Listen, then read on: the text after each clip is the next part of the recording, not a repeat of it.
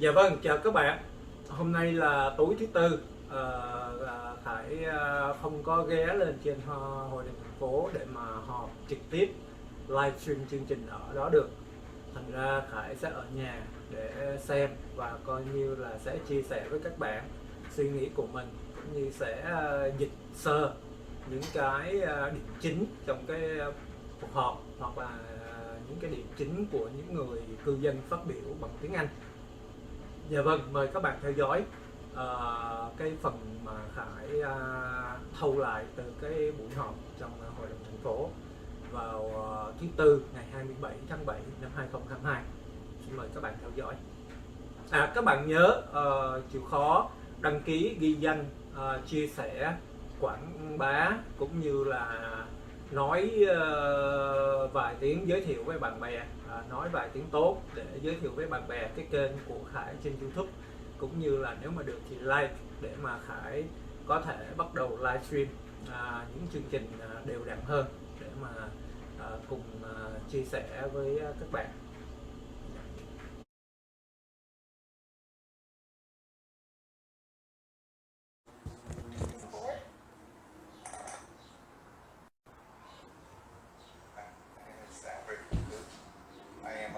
Construction plan designer as well as a homeowner here in the city of Westminster. My property is located here in 15th Street, just Ok, mình không có đến tham dự nha, thành ra mình chỉ livestream cái buổi họp và bây giờ đang phát biểu. Đây là gần những người đầu tiên phát biểu trong cái buổi họp tối nay.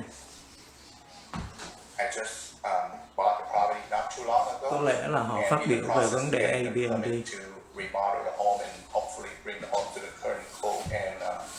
In compliance and consistent with the neighborhood, especially it's close to the city hall here.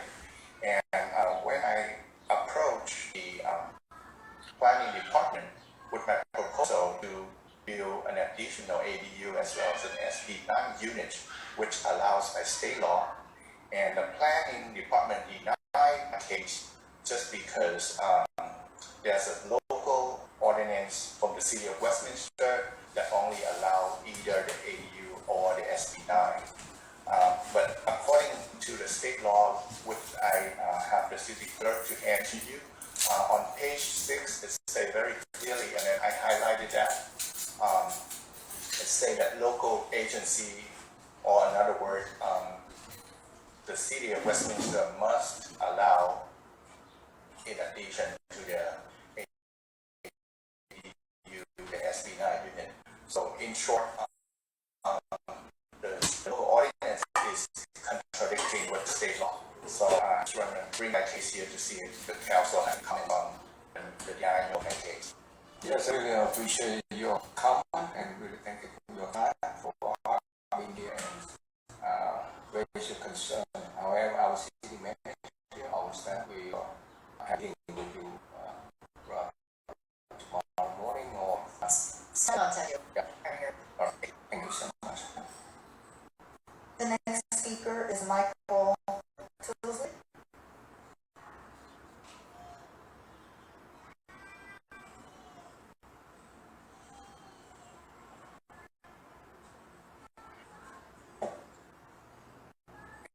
Thank you for seeing me. My name is Michael Tilsley.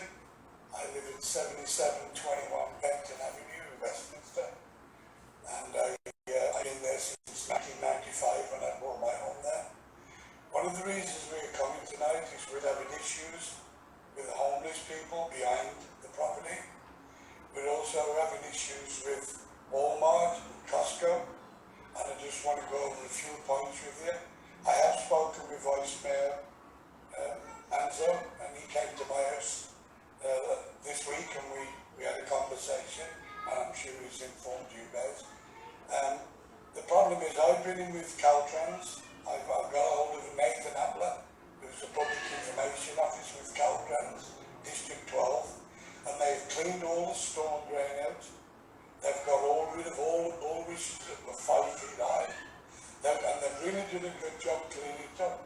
The problem is the fences, both ends, are damaged or non-existent, so the homeless people keep coming back. So all I feel they're doing is spinning the wheels. So number one, I noticed today that on Hoover, they fixed the fence. They repaired the chain link fencing. The fencing that's of concern belongs to the property of Westminster Gateway, which Walmart and Costco lease. Their boundary wall that goes all the way from the residence all the way up to Beach Boulevard. There's about 50 yards just completely rotten with the sprinklers, and there's 6-foot holes. And I gave the vice mayor showed him pictures of the holes. So the homeless are coming in there and then in camping. They can walk all the way down to Hoover, and that's where they're camping. And if you look where their boundary fence goes, it shortens up near the freeway. There's a fence that needs to go north and south to stop people coming from the beach, so they can't go inside. And if they put a fence there, Walmart fix their fence, problem solved. That's the homeless problem, and that is the issue. And I'm speaking on behalf of a bunch of people who live on Benton. Can you guys live on Benton or Jasperton to raise your hand? So these are some of the neighbours. And we've had meetings in the past. We had an attorney at the last meeting. And I don't want to go into a lawsuit, but if I don't see anything happening, I feel we need to go in a lawsuit with Westminster City, we need to go with Costco, we need to go with Walmart.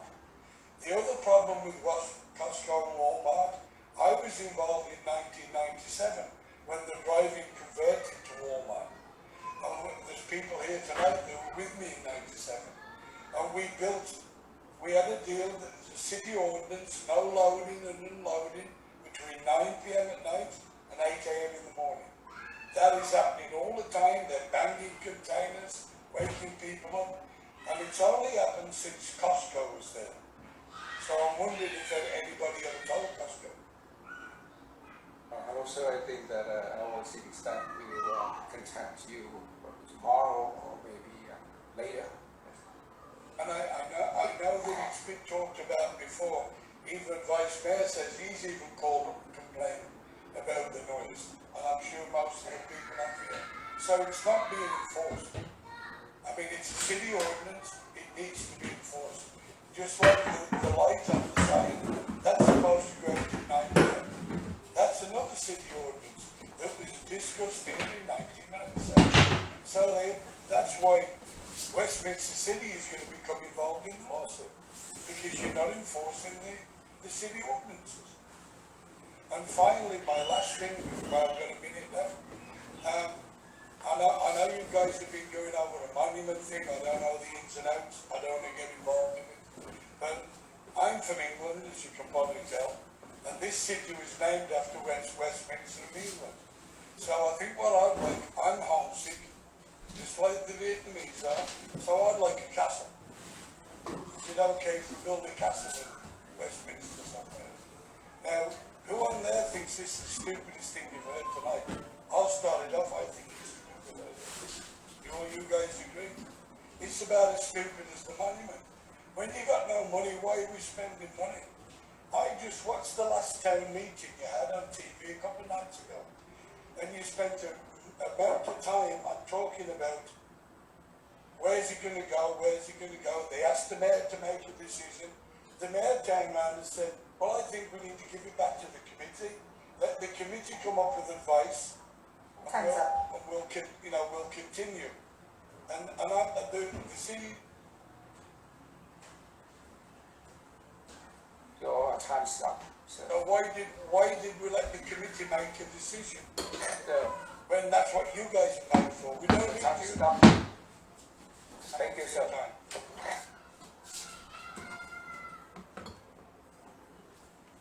The next speaker is Dân Pha.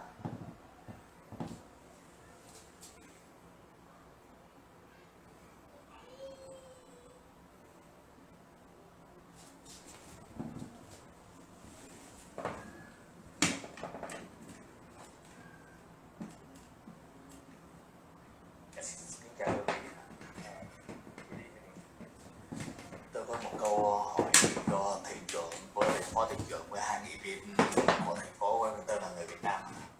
I have a question for the mayor, and the two city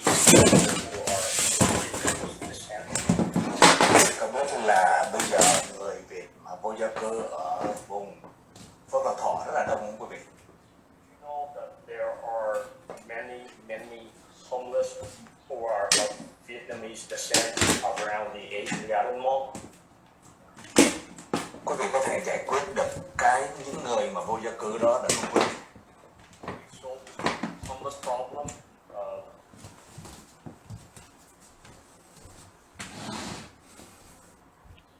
Thì thứ nhất là tôi muốn nghe từ những bốn quý vị người Việt.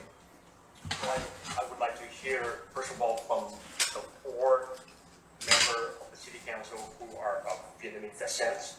Yeah, so I really appreciate your comment, but this is a time for you to raise your concerns, and we're here to listen to your concerns.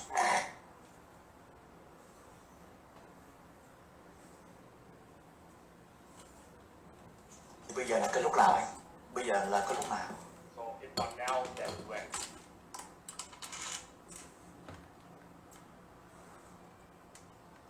So this is the time that, it's oral communication, so this is the public's time to communicate with the council members, but they are not allowed to, engage in conversation because it's not an item on the agenda.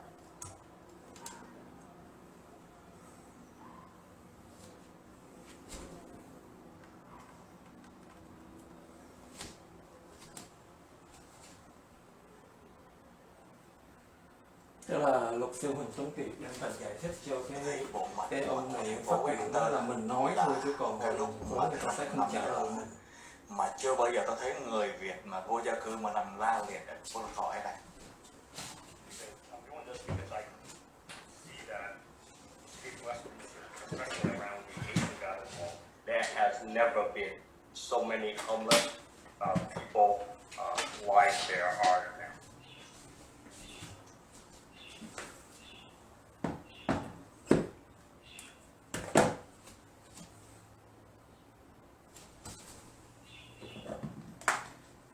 Thành thử ra tôi có đặt một câu hỏi, đó là cái bộ mặt của thành phố Westminster là cái khu vực họ mà nó quá đông người Việt vô gia cư đi. Từ năm 75 giờ tôi thấy bây giờ là người Việt vô gia cư quá đông đi. Thì tại sao cái đó là cái mà những người nghị viên thành phố tại sao không giúp người ta để người ta khỏi phải vấn đề vô gia cư?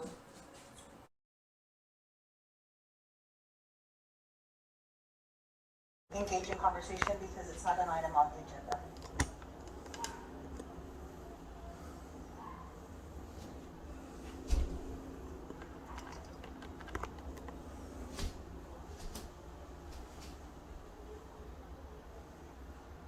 Tức là luật sư Huỳnh Tuấn Kiệt đang phải giải thích cho cái ông này phát biểu đó là mình nói thôi chứ còn vốn người ta sẽ không trả lời mình. Mà chưa bao giờ tôi thấy người Việt mà vô gia cư mà nằm la liệt ở phố khỏi này. I'm doing this because I see that HĐTP Westminster, especially around the Asian Garden Mall, there has never been so many homeless people like there are now.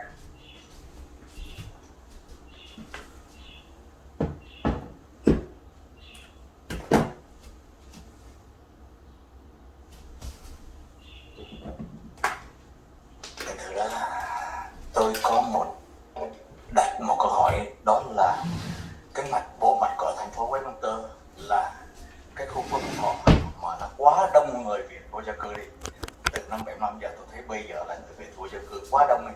Thì tại sao cái đó là cái mà những người nghị viên thành phố tại sao không giúp người ta để người ta khỏi phải vấn đề vô gia cư? Because the Asian Garden Mall is one of the symbols of the city. And the symbol of the city is being crowded by homelessness. Why are you not helping to solve this problem with the homeless? Once again, I want to thank you for your concerns, and if you want to have a meeting with me or with any other resident staff, we are to schedule that meeting, but I think this is not a time for us to respond.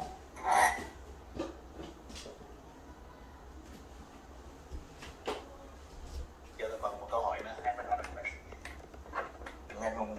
Ngày mùng 5 tháng 7, tôi hỏi một cảnh sát Việt Nam là thị trưởng tại Tết còn là thị trưởng của thành phố Westminster không, thì cảnh sát Việt Nam nói không, là ông Nguyễn Trắng bây giờ thay thế tại đức trí. Cảnh sát Việt Nam nói là một người Mỹ trắng thay thế tại đức trí.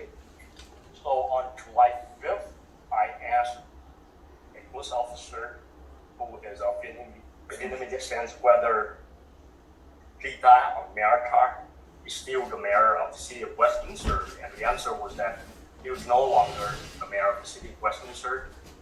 A Caucasian is now the mayor of the city of Westminster. Oh, hello, sir. I'm not. I do not know anything about it, but I'm still here. That means I'm still the mayor.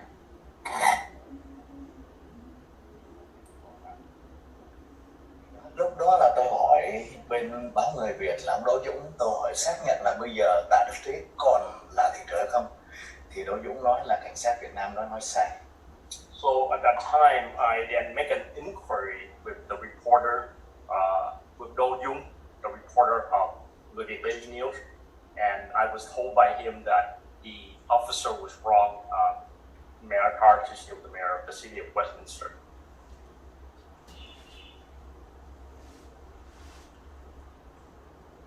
Dạ, câu hỏi cuối cùng. Alright, I have my last question here. Thank you. Oh, thank you. The next speaker is Hillary Huang.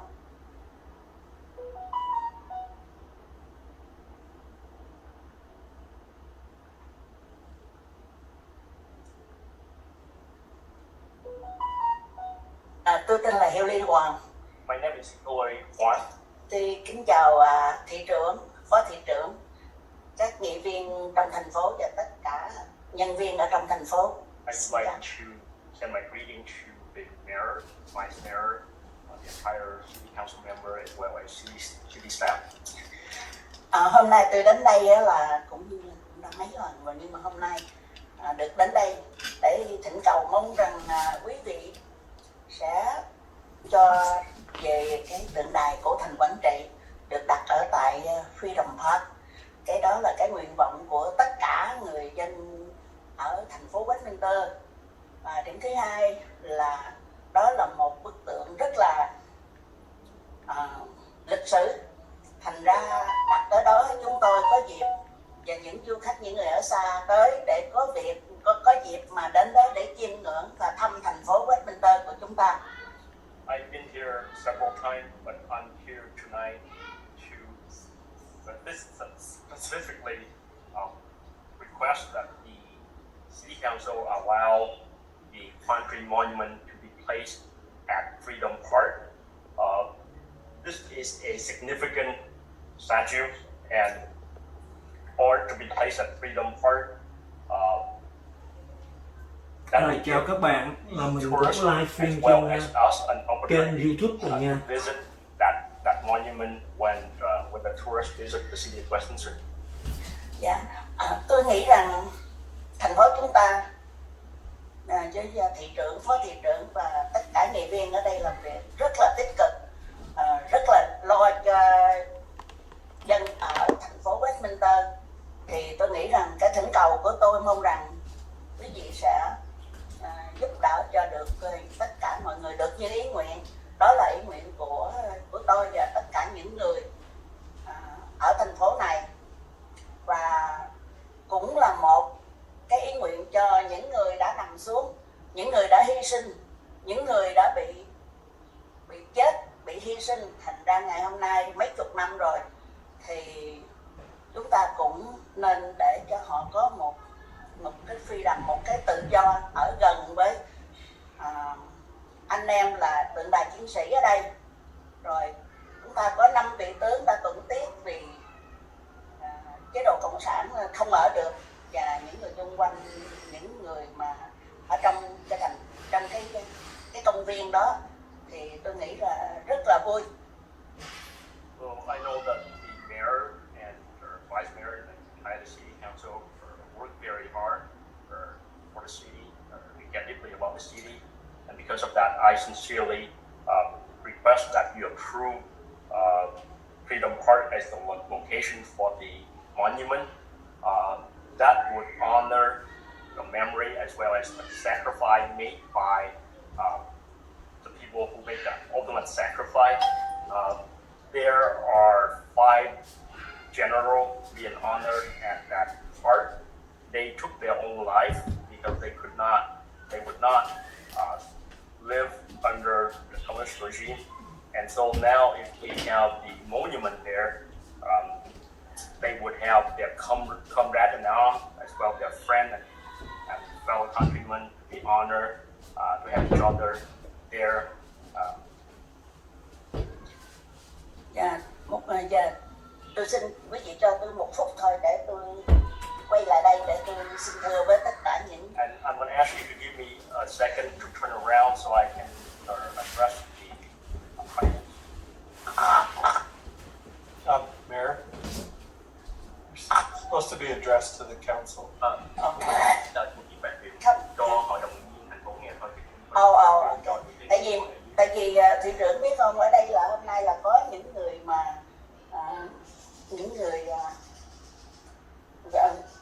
quân nhân của I'm making that request because there are in our audience tonight thì tôi muốn xin servicemen. tôi muốn xin rằng quý vị đó có mặt ngày hôm nay, quý vị đó cũng là một người chiến sĩ, nhưng mà quý vị đó là rất là lucky hơn là quý vị còn sống, quý vị ở tại đây, quý vị vẫn còn sống. Còn những người đã nằm xuống, họ đã hy sinh quá nhiều, thì tôi mong rằng quý vị đó hãy mở lòng để cho chúng tôi được đặt cái tượng đài tri ân ở tại Freedom Park. Tôi mong rằng quý vị sẽ vui vẻ, tại vì mình người còn sống thì mình nghĩ là những người đã hy sinh cho mình. I want to address the former servicemen in the audience because I want to thank them for the sacrifice that they made, but I would also want them to know that there were people who are no longer with us because they made the ultimate sacrifice. So in a sense, we are lucky, and so we should help the monument to Freedom Park to honor the memory as well as the sacrifice made by those. Và một lần nữa xin cảm ơn các vị thị trưởng của chúng mình và phó thị trưởng, tất cả những nghị viên và tất cả những người làm việc ở trong cái thành phố này. Và tôi rất là cảm ơn quý vị một lần nữa, và tôi cảm ơn tất cả những người mà cựu chiến binh, những người có mặt ở đây sẽ mở rộng lòng để mà chấp nhận, để mà vui lòng để cho cái tượng đài ở Tô Thành Quảng Trị được đặt ở trong cái khuôn viên của tượng đài chiến sĩ Việt Mỹ. Xin cảm ơn rất là nhiều. Once again, I would like to thank the mayor, vice mayor, city council members, city staff, as well as the audience here, especially former government members. And I would like to ask that you open your heart and allow the monument to be placed at Freedom Park. Thank you. Cảm ơn. Thank you. Thank you. The next speaker is Mai Nguyen.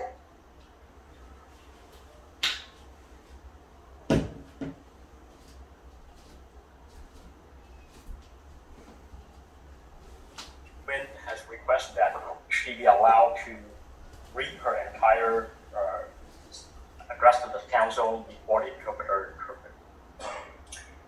Kính chào thị trưởng Tạ Đức Chí và phó thị trưởng Carlos Menzo cùng các nghị viên Kimberly Hồ, Charlie Nguyễn Mạnh Trí, Tài Đỗ cùng các thành viên trong hội đồng thành phố Westminster.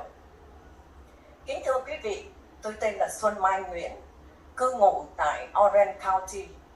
Đến nay tôi vẫn đi làm đã 40 năm qua và vẫn đóng thuế hàng năm. Nói đến tượng đài chiến thắng tái chiếm cổ thành Quảng Trị, chúng ta đã là con cháu của các cựu quân nhân trong quân lực Việt Nam Cộng Hòa. Tôi đã ngậm ngùi đau xót, thương tiếc cho cha ông, chú anh của chúng ta cùng các đồng đội quân nhân Hoa Kỳ đã đổ biết bao xương máu, đã hy sinh thân mình trong trận đánh để cắm cờ trên cổ thành Quảng Trị, giành lại lại chiến thắng oai phong lẫy lừng. Kính thưa thị trưởng và phó thị trưởng, những cựu quân nhân có mặt ngày hôm nay, họ ngồi ở đây, trong thân thể của các anh cũng mang đầy vết thương tích chiến tranh. Chúng ta là con cháu, hãy vinh danh những người chiến sĩ quân lực Việt Nam Cộng Hòa cùng đồng minh Hoa Kỳ. Còn sống sót, chúng ta phải tôn trọng, tôn kính họ. Hãy tri ân và vinh danh các chiến sĩ quân lực Việt Nam Cộng Hòa để các cựu quân nhân, các binh chủng là niềm vui suốt cuộc đời của họ còn lại. Trên đất nước Hoa Kỳ tự do này, một lần nữa, chúng tôi khẩn thiết van nài xin Hội đồng thành phố để thể hiện được và xứng đáng với sự hy sinh của toàn quân dân các binh chủng của chúng ta có mặt ngày hôm nay. Tượng đài tái chiếm cổ thành Quảng Trị cần có vị trí xứng đáng, quan trọng và một nơi an ninh, an toàn như tượng đài chiến sĩ Việt Mỹ ở Freedom Park. Trân trọng kính cảm ơn thị trưởng và phó thị trưởng cùng các nghị viên, cùng các hội đồng trong thành phố Westminster. Kính cảm tạ. Mayor Pha, Vice Mayor Daniel, City Council Member Nguyen, Paul, and Bill. My name is Won Mai. I am a resident of Orange County. I have been working for the last 40 years and dutifully pay my tax each year. When we think or mention, when we think of the monument, the country monument, as descendants of former military or service member of the Republic of Vietnam, I can't help but to be overcome with grief for the sacrifice made not only by our father but also by the American allies. Numerous sacrifice was made, blood was spilled to raise that flag on the ancient citadel of Quảng Trị. Mayor Ta, Vice Mayor Anzo, the former military service member that are here today, they are here, their body bear the scar of war, of that battle. As the descendants of those, we need to honor them, as well as to honor the sacrifice that was made by the U.S. ally, American ally, who are still alive.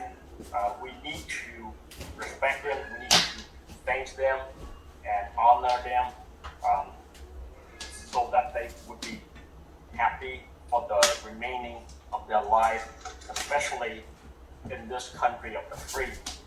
Once again, I sincerely ask that the City Council approve and allow the monument to be placed at Freedom Park.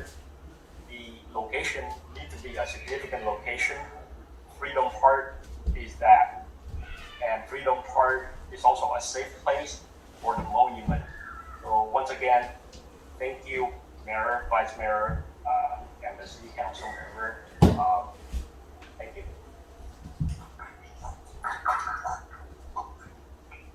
The next speaker is John Gentile.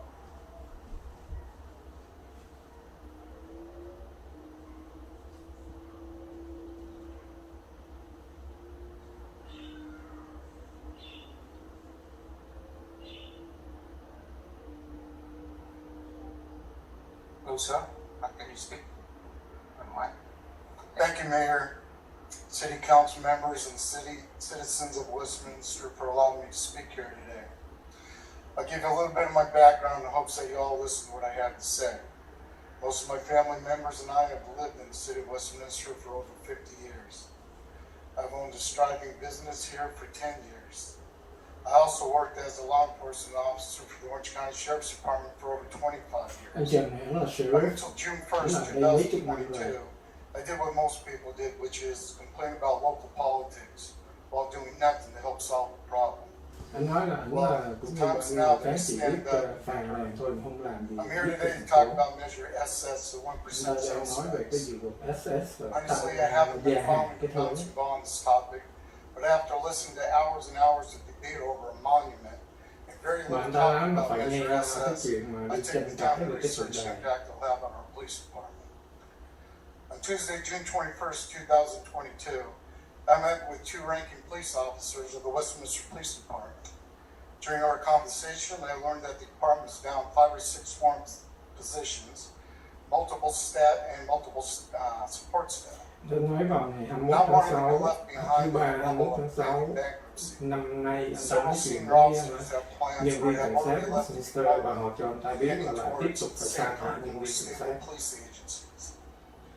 Now, being a retired law enforcement officer myself, I know how important it is Tôi to nói là anh ta become a cũng là police một nhân officer viên công guided lực by mà more đã về hưu experienced veteran và officers. anh ta hiểu được cái chuyện này. In short, this will help with their confidence and decision making.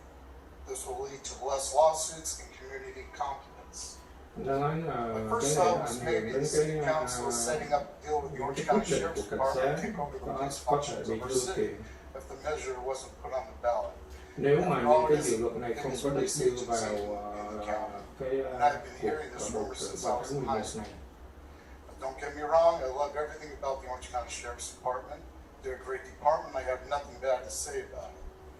But I'm a Westminster resident and I want to keep our department Anh ta nói anh ta từng là intact. sheriff, tức là cảnh sát của quận. Anh ta không có ghét cảnh sát quận, nhưng mà ý anh ta nói là anh ta muốn thành phố Westminster có sở cảnh sát riêng của mình. Spoke to him in length about Measure SS and the impact it will have on our police department. Anh ta nói là cái dự luật SS này nó sẽ quyết định cái số phận của sở cảnh sát Westminster. He gave me his word he has no interest in ever discussing the takeover of our police department.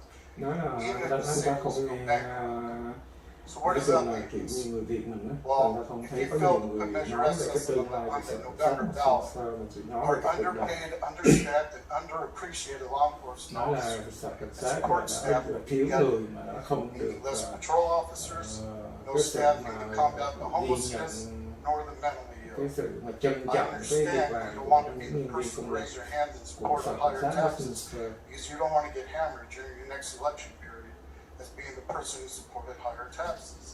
Anh ta đang trách cứ có lẽ là không nêu tên ra nhưng mà trách cứ thị trường trí tạ không dám ủng hộ cái dự luật SS, không dám đem cái này We the để people of Westminster no tức longer là ask không you có where đưa the ra quận Measure để người ta SS tổ will be chức put bỏ on the November ballot. tổ chức Let us trưng cầu decide dân ý the date and the ăn ké direction theo of cái the cuộc bầu cử của Do vào not tháng allow 11 my là family, tại vì friends, and neighbors Trí Tạ và Charlie Nguyễn to Minh fall Trí victim to acts of sợ violence là khi over mà your ủng hộ cái pride dự being luật elected SS thì sẽ state đi ngược lại office cái in chủ the trương mayor of our đường city. lối của Đảng Cộng Hòa It's là my tăng humble thuế. opinion that if you decide not to place a measure on the ballot, it Không will nghĩa be là a vì vậy mà political không có suicide. chịu đưa cái Now, này council member, bàn luận cũng như là thông qua để mà quận có thể tổ chức you're a brother cho law người enforcement dân officer. bỏ You phiếu know quyết that định the department will take là the có measures gia not hạn cái passed. thuế này hay không. I'm personally asking you to stand up today and make a commitment that you will convince your colleagues to put Measure S on Chúng for ta kêu vote gọi là những for August thành 12th viên hội đồng deadline. thành phố We have phải 60 can đảm days. đứng ra kêu Thank you gọi very cho much nghị for viện your của time. mình phải thông qua cái dự luật SS. Tức là để khi Next thông qua thì speaker sẽ và is để Richard, gọi lên cho correct? quận để người ta tổ chức trưng cầu dân ý thì người ta sẽ sẵn cái việc bầu cử tháng 11 này thì người ta bỏ vào cái đi kèm theo ăn ké theo cái cuộc bầu cử tháng 11 này thay vì phải tổ chức một cuộc trưng cầu dân ý. I'm one of the neighbors of Mike on Benton Street, and just confirming that all he said is true. We have nothing but trouble. They broke into my house, vandalized my room and everything. Ông này thì ông nói là cái dự luật Airbnb, tức là ý nói là những người muốn nhà ngắn hạn hoặc là những cái người mà phiền phức đem lại những cái chuyện Nothing's being done. phiền phức Police cho come out, chủ tell them nhà, to cho leave. hàng xóm. And they say, we're not leaving. And that's the end of it. The police go and they stay. We don't Và know what ông to ta do. có cảnh sát đến cũng không làm gì. The fences are completely demolished. Nói là cái hàng rào của ông ta bị phá hư hết. The bottom is all decayed and rusted from the growth of ice plants. And then all the walls, or the fences are rather,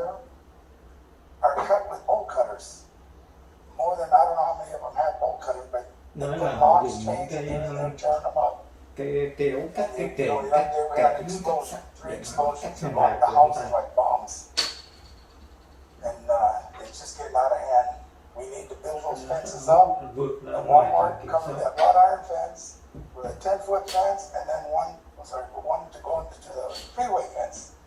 And that puts maybe concertina wire or something up there.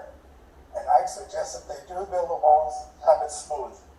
That way they can't climb up there, you know, like a racquetball court.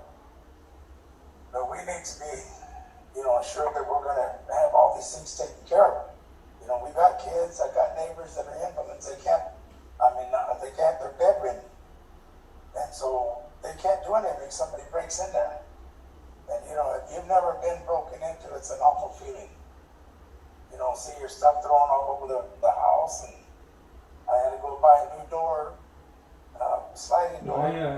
Nếu mà quý vị chưa từng bị cướp, nó trộm, nó đột nhập vào nhà, nó phá cửa, nó cắt hàng của quý vị không biết cái sự phiền phức mà phải đi sửa, chữa tốn cả mấy chục ngàn đô la. That's it. I think mine covered everything. So thank you for your time.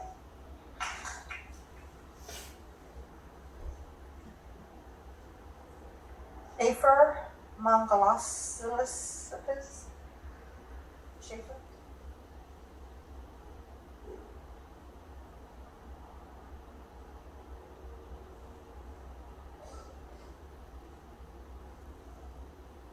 I am the same neighbor as mine, become the Ông cũng là hàng xóm của tôi vừa rồi.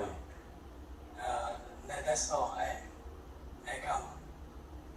That's it. Ông ta chỉ xác nhận là ông vừa rồi là nói thật thôi.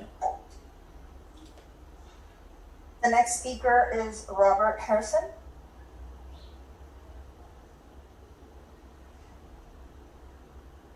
What was a repeat? Mayor Tom, Vice.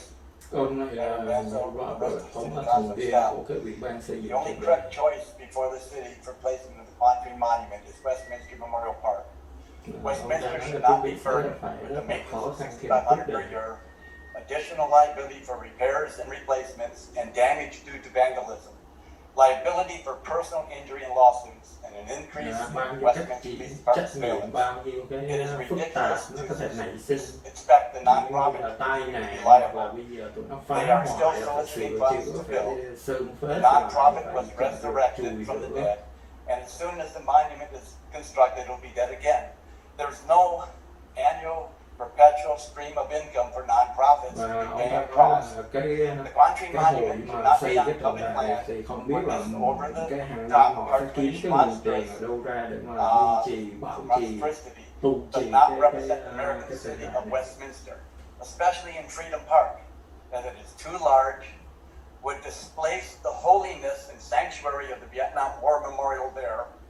Almost 100% of all public comments by non-Quantry committee members and relatives are opposed to putting Ông the ta nói Quantry là Monument hình on như public là land. gần như là 100% những người mà phát biểu ý kiến thì là chống lại cái tượng đài này nếu mà họ không phải Where là many những have người apologized. trong cái ủy ban xây dựng. It's not the basic American soldier that let Vietnam down.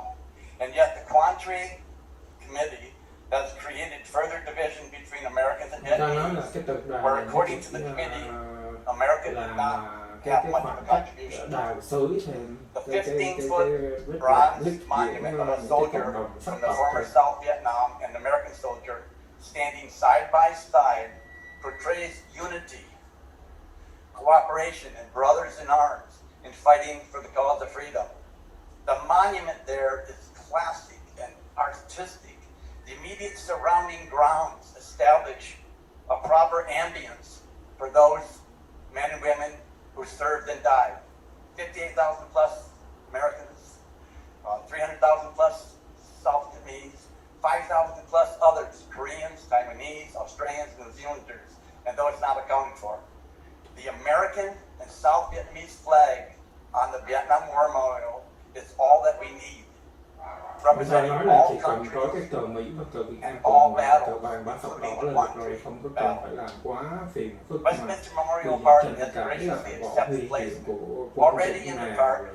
The Boat People Monument And not cao mentioned much at the last meeting, a ai very important tên procedure ai is để 81 Airborne Grave Marker. The Quan Tree Monument belongs there. It should be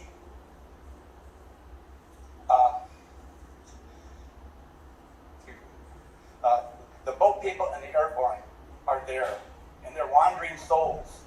They should be combined with the Quan Tree ông ta kêu Monument. gọi là xây dựng cái tượng đài cho cái nghĩa all trang that died at Quan Tree. mình hay gọi là Peak Family á, It was còn đây presented gọi là at Westminster Memorial, Westminster cái Memorial nghĩa is trang not convenient and accessible, which is so nói far chung from là the trong truth. cái khu I go tượng there đài that nghĩa day of the trang week, của early morning to late Westminster. evening. Thì ông ta nói là trong đó có các tượng đài It was thì presented rồi that người ta sẽ không donors xây dựng were cái promised kiện the cho monument will be monument in the trên đó city luôn. park. Location was to be determined. Promises should have been not made as a depiction and display, and the placement had not been accepted and approved by the city council.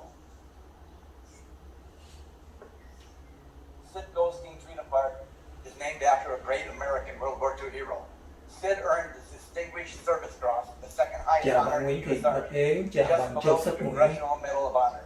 Placing the Quan Tree Monument in Sid Goldstein's Freedom Park for a small coalition of military branches. This is not a complete community project. There's many people opposed. Creates a graveyard of Vietnamese monuments, changing the landscape of the city of Westminster, Vietnamizing Sid Goldstein's Freedom Park in Westminster. All of Westminster is not represented. Please respect the citizens of Westminster, all Vietnam veterans everywhere, keeping the ambience of the Freedom Park and keeping public lands for the community. Westminster Park is the right choice. Council members gave their word. The Quan Tree Monument should not be placed in Freedom Park. Tức là ông ta nói là không có nên đặt cái tượng đài trong cái khu công viên tự do bên cạnh tượng đài chiến sĩ Việt Mỹ. Next speaker is Conrad Gomez. Bữa nay là mấy người ngoài quốc người ta bắt đầu, tức là không phải là người Việt, các người bản xứ người ta cũng ra người ta phát biểu nhiều. Hello, council members. My name is Conrad Gomez, President of Vietnam Veterans America, Chapter 756. Ông ta là Also, chủ I'm tịch one của of the state cái directors for Vietnam hội Veterans cựu quân America nhân. for the state of Cựu California. quân nhân tức là chiến sĩ 27 chapters and about 67,000 membership. Hoa Kỳ từng tham chiến ở Việt Nam. I've been talking to them about the ongoing issues with the Quan Tree monument, and also now it's being diverted to, hopefully not, it will not be diverted to Freedom Park. I have a flyer here that I had emailed all of you last night, plus the city, I gave one for each one of you. Ông ta đã gửi cái thư này đến từng thành viên của hội đồng thành phố tối qua. Basically is the memorial grounds at Freedom Park are for the South Vietnamese and the Americans, the Koreans, the Thais, all the allies who Ông ta nói fought là cái hồi đầu cái mục đích của cái tượng đài chiến sĩ Việt Mỹ trong cái công viên tự do để vinh danh quân đội đồng minh, trong đó bao gồm những cái lực binh chủng của những quốc gia Nam Hà, Thái Lan, Philippines. Ý ông ta nói là không phải là chỉ để vinh danh người Việt hoặc là quân đội Việt Nam Cộng hòa không thôi. Ông ta nói là trong 5 năm qua, trong 5 năm vừa qua là người Việt mình đã xây dựng 2 cái tượng đài chỉ để vinh danh là người Việt Nam, tức là 5 vị tướng tổng tiết cũng như 74 tử sĩ Hoàng Sa. If this was supposed to be for South Vietnam and all the allies, Ông ta nói là đúng ra là cái chủ đích là để mà cái người chủ đất người ta tặng cái hiến cái đất này cho thành phố để mà làm cái công viên, để mà làm tượng đài mà vinh danh quân đội đồng minh, chứ không phải là chỉ là vinh danh quân đội Việt Nam Cộng hòa. From that war, and they're suffering still from PTSD and everything else, Agent Orange. Rồi ông ta nói là đương nhiên cái kiểu con người ta cũng phải trải qua rất là nhiều vấn đề là cái hậu quả, hệ lụy, giống như vấn đề mà cái hội chứng tâm lý, khủng hoảng tâm lý sau chiến tranh.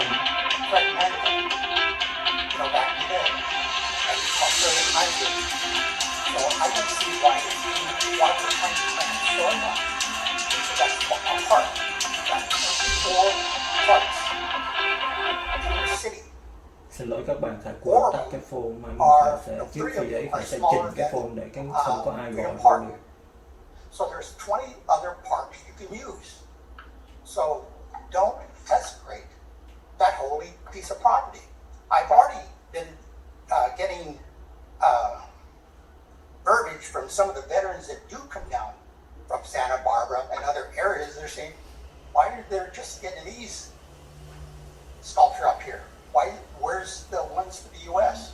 And we have to explain to them, well, you know, these were the 5 generals or the 5 or 6 generals that committed suicide, this and that.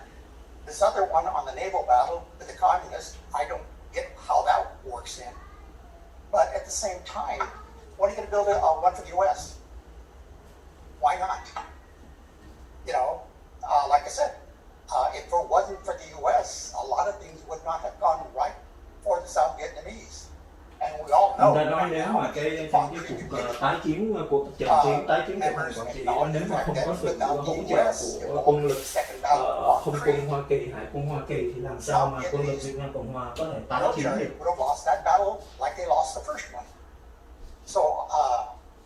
Giống như cũng sẽ thua như là tại trước đó đã thua. It's not a tourist center. It's a Mecca. It's a very holy place. You need to quit cramming more Vietnamese battles in there. And that seems to be what the intent is. And you're getting away from the intent from what Mayor Fry had said. So take a look at it. Tức là quý vị đã thực hiện sai mục đích, đã càng ngày càng đi xa dần cái mục đích ban đầu. At Freedom Park. That's it. It's plain and simple. And I do remember, like I said, I know I go to a meeting this coming next month, and we're talking about Quang Tri. We're talking about why are the Vietnamese use their only way? Is it the Vietnamization of Freedom Park? You know, are we only going to put Vietnamese monuments there? Ông nói là quý vị chỉ chuẩn bị để lên chỉ có để tượng đài và vinh danh người Việt thôi hay sao? Next speaker is Tim Hogan. Tim Hogan.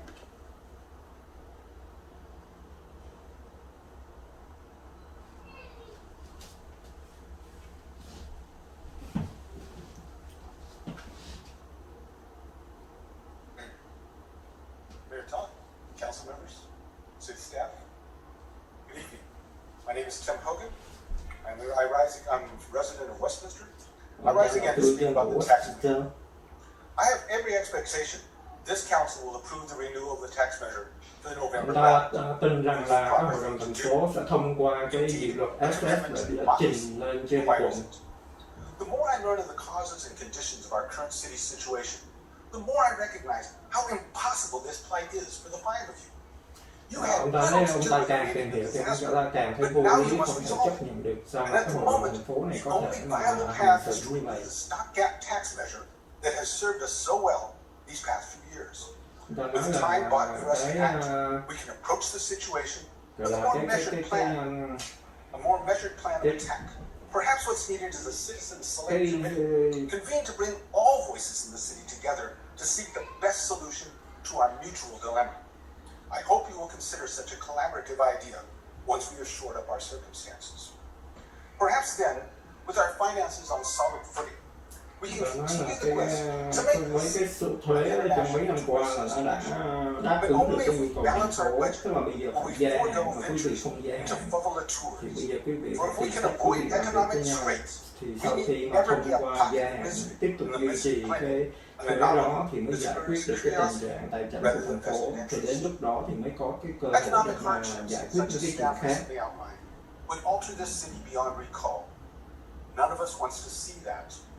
We could end up just another amusement park, a source of merriment and guffaws for the neighboring towns. Why, they may call us Dismal Land, the most hapless place on earth, especially if they persist in fostering rumors that we had a chance of this ourselves, but squandered it, debating the irrelevant. để mà suốt ngày tranh cãi những cái chuyện vô bổ không có liên quan gì đến Why, yes, we have a main street, công việc của but thành the phố. sidewalk would be permanently rolled up tight. And our Tomorrowland would be closed for lack of prospects. We would, of course, still have our roller coaster, the mortgage horn, where home prices would only go down, chased by the specter of the abominable homeless man. Ông ta nói nếu mà quý vị mà trông chờ vào cái tiền thuế nhà đất thì cái ý chúng ta có là giá nhà cửa thì có thể tương lai nó sẽ bong bóng sẽ vỡ thôi, thì đừng có mong chờ vào cái tiền thuế nhà, và coi như là trong tương lai thì sẽ phải đối diện với phá sản. No, I don't expect any of us to want to live through such times, especially when the antidote Ông is ta so nói readily rằng at tôi hand. không nghĩ là ai trong chúng ta muốn thành phố bị phá sản hết. Thì ông ta kêu gọi phải để trình lên quận để người ta tổ chức trưng cầu dân ý vào tháng 11 này, ăn ké theo cái cuộc bầu cử The vào next năm speaker 2024. is Kenny Wong. Cái ông này là ông Hoàng Tấn Kỳ, là cái người mà từ là phó ban tổ chức nhưng mà thường là đi họp để mà đại diện cho cái ủy ban để mà phát biểu, để mà trả lời về cái vấn đề xây dựng tiền đề. Mayor Tita, Vice Mayor Kolomanzov, and council member Committee Hall Charlie Memenchi, and also our council member Taido, and all Westminster city staff. I just came back from Texas 2 days ago. I've been there for Urban Red Beret Union, and also I met Ông with ta đi tham dự cái cuộc 162 họp mặt American advisor hội ngộ to của Vietnamese Airborne Division. Green Beret là không biết là biệt động quân I hay là, present the Quanti Monument at the nhưng event. mà ông ta mới trở về 3 ngày này. We made a good idea that monument is very good and look at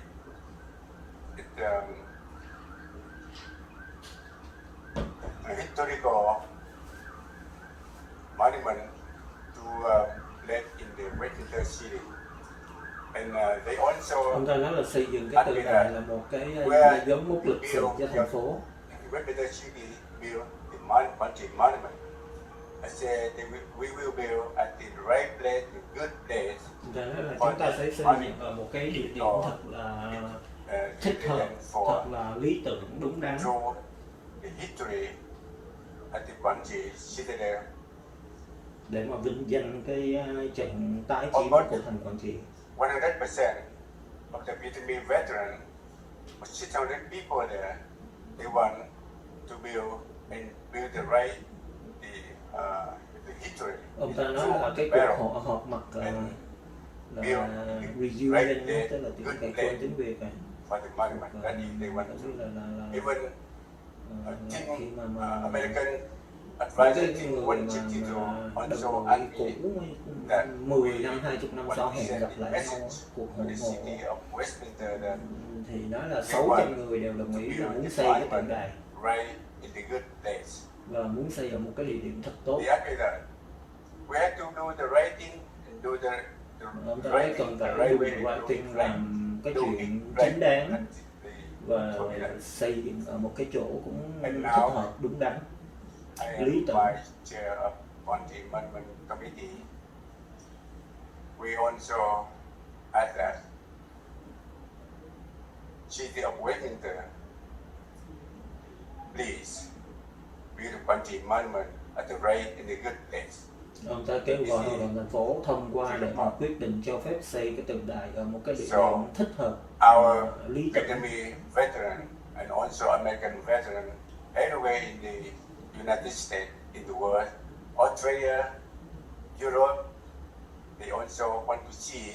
Ông này cũng có nộ, ông nói là cựu quân nhân ở Hoa Kỳ, ở khắp nơi trên thế giới đều muốn như vậy. Không biết ông ta gặp được bao nhiêu người mà ông ta nói là cựu quân nhân ở khắp thế giới, khắp Hoa Kỳ mong muốn như vậy.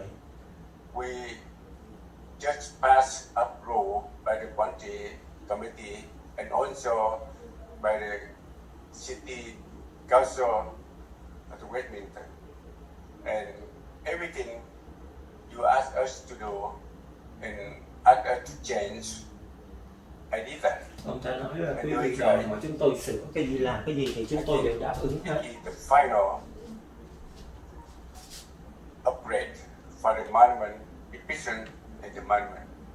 And today, I hope that Và hy vọng hôm nay City Council of the Westminster City please approve ông ta kêu gọi hôm nay hội đồng thành phố sẽ chấp thuận great good place to build chọn một cái địa one điểm monument. thích hợp để cho nhóm của ông This ta afternoon, I xây dựng cái tượng đài. big statues with the matte land. They will deliver the statues on September 5th. Ông ta nói là cái That is scheduled cái with người that cái contract. nhóm mà I hope thực that hiện cái tượng we đài hope thì that họ sẽ giao cái tượng We đài have something vào to write ngày 5 their tháng own 11 time. mà hay là 5 tháng 10 phải nghe phải quên The mất. 5 shoulder statue from Utah. And Từ tiểu bang Utah, place. tức là họ About đặt vào cái the tượng đài hình như tiểu monument bang Utah base. và cái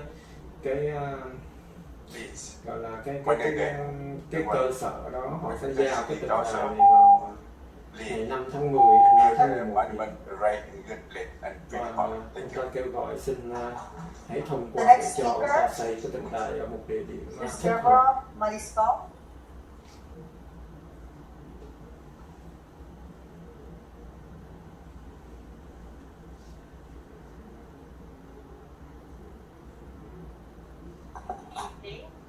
Deborah Mariscal, Westminster since 2000. And I apologize because I'm going to read because I have too much to say and I'll probably forget. So Mayor, Vice Mayor, City Council, City Clerks, our Police Và nếu Department, nó our đã sợ attorneys. và sẽ quên và nói không hết. I really want to commend Westminster Police Department, the Orange County Fire Authority, CHP, and Và all muốn Westminster tuyên staff dương put sở cảnh together sát và a sở cứu hỏa fabulous safety day for our để tổ residents. chức một cái buổi So well done. tức Kids là had a great time, lots of good questions. It was just fabulous. thực The only tập thing cũng was như missing để was mà popcorn. hướng dẫn về vấn Like to đề see phòng chống I would like to thank and commend our city employees for putting together the music night with Queen Nation and some of the other things that are coming up cũng như pretty những cái soon buổi too. tổ chức sinh I hoạt wasn't able to attend the ngoài whole công thing viên because ngoài I had trời. work commitments.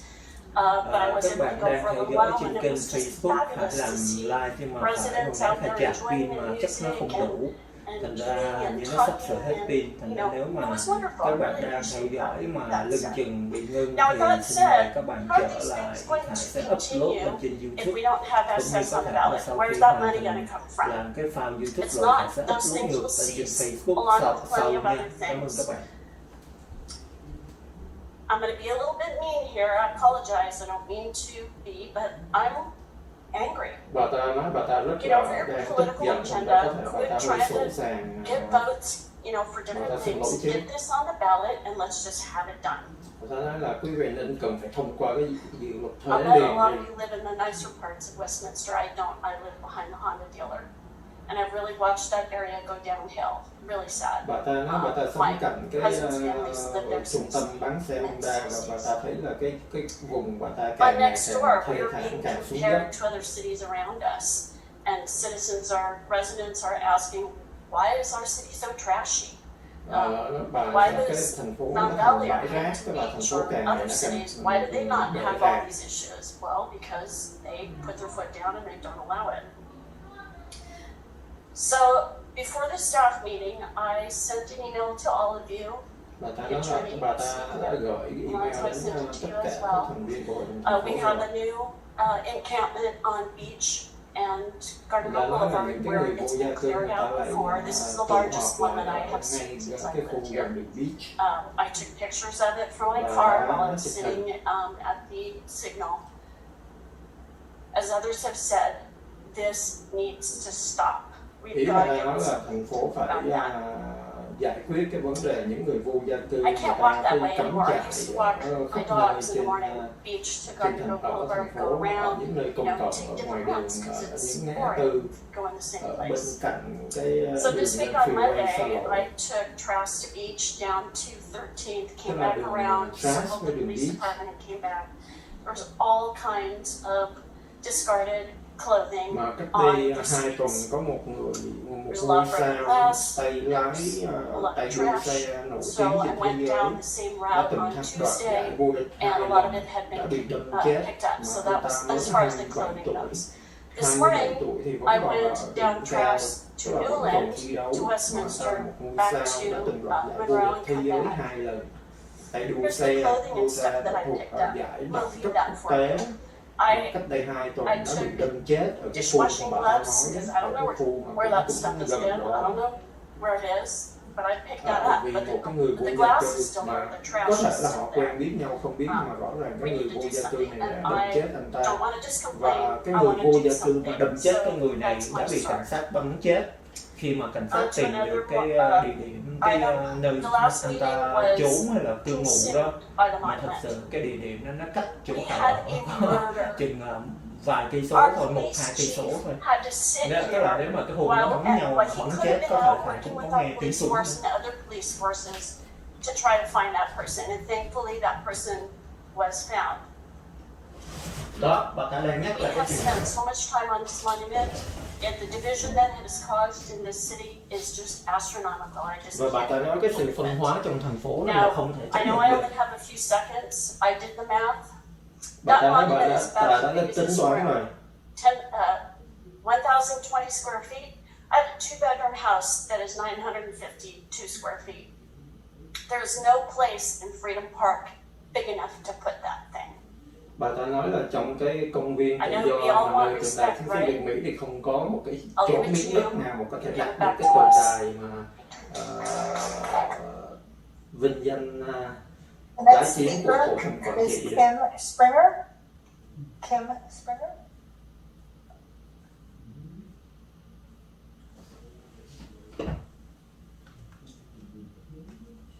Council, Mayor, and City Council. Thank you for this opportunity to speak with you. My name is Kim Cảm Springer, ơn cho cái and cơ my husband hội. and I have lived in Westminster for the past 32 Bà years. ta từng sống ở We raised our Westminster, family đang sống ở đây trên 30 năm. The first 30 32 năm. years, we've had minimal issues, but the last 2 years, those have been the most concerning.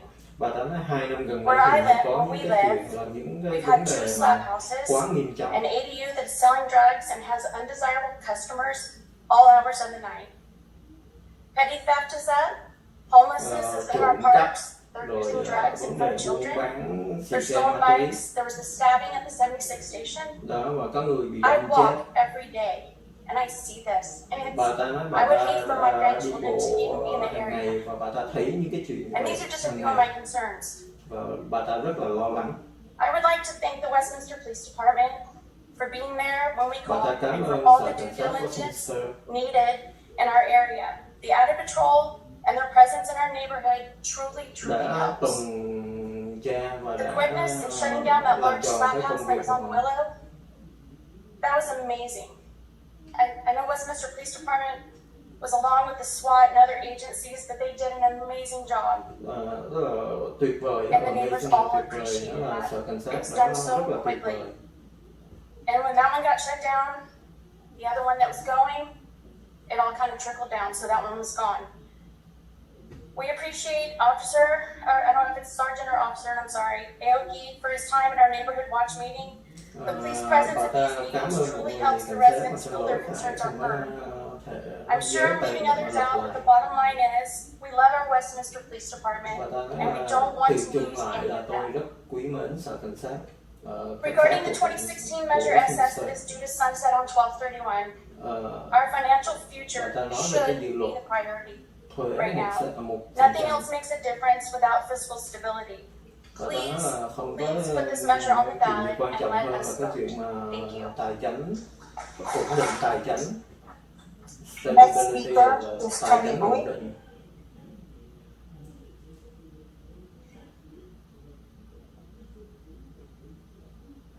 Rồi đây là ông Tony Bùi. Hôm nay thì ông ta nói trễ, bình thường cao lên ông ta ghi danh nói đầu tiên. And all council members and city officers and police department officers. I appreciate to see all of you working hard to help the city thriving However, Ông ta first nói là question, ông ta rất are là our city in bankruptcy yet?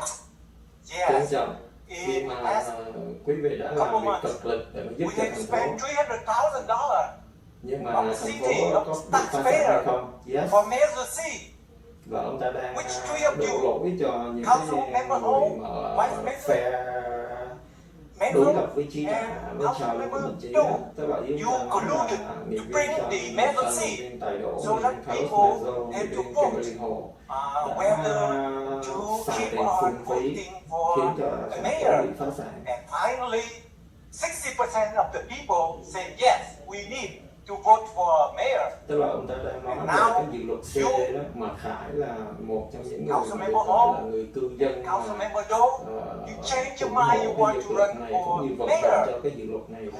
Mà ông ta You đổ so lỗi nó stupid, là tại vì cái đưa you cái dự said luật don't này vote ra for it, là and khiến cho now thành phố you phá want sản. people to Là vote ông for ta you. một thằng That is hypocrite. Okay? So có you là một thằng gọi treat là you vô collude liêm sĩ, một thằng gọi như cost là our nói city láo mà more không biết than người này, một thằng $300,000 bị đặt trắng trợn. and make a big hole in our make city bankruptcy in the future. And even the meeting here, it has been dragging for many months. Just on One Tree Monument, dragging last 2 weeks ago, dragging from 7 o'clock until 1 o'clock. You know how much it costs our city? $10,000 every time you dragging that. And it has been for 2 years already. Who pay for it? That is our residents. That is our people here. This is a city not only of Vietnamese American, but also American American and many other people. They pitch on, they pay for taxpayer. So you have to shape up and stop dragging the Quang Tri Monument. Put it on a public property. If they want to have a dedication for monument, I support it. But put it at the private land so that city don't have to pay for maintenance, don't have to pay for many other costs. Especially if the monument fall on our insurance, who will pay for it? Our city cannot do that, cannot pay for it. So put the monument in the at the proper private property, such as on Bonsa Avenue. There is a lot of private property there. Tell the people to put it there. So today I have around 30 letter of the people who play tennis and who use Park West Park, also called Tony Lamb. And last 2 weeks, Taido want to put the monument, QT, Quang Tri monument there. A lot of people say, we do not want to install the monument at Park West Park or Tony Lamb because it's not safe for our children to play at this park. And the monument is dangerously can fall down on our children. Please move the Quang Tri monument to land of the personal property on Bonsa Avenue.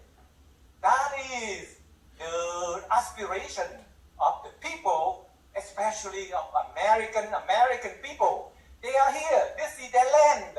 We come here and we have to obey or have play with the games, with the rules that was made by our forefather, which is American who've been here first. So I support Quang Tri monument. However, you should know where to put it. Private land, so that the city will not be liable to pay for any accident. Thank you very much. I will send this to the city. The next speaker.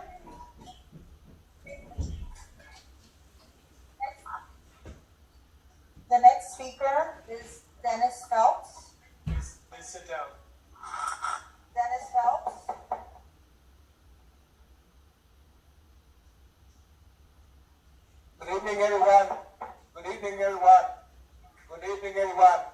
can you please show your respect, please? Thank you. My name is Dennis Phelps, Mayor Top, council members, city attorney, the city manager. I just ask that you stop some of the things that you're doing back there while people are talking. Listen to what I have to say because I don't have much time to say it. And I'm only going to say it once because I'm only coming here once. And the thing is about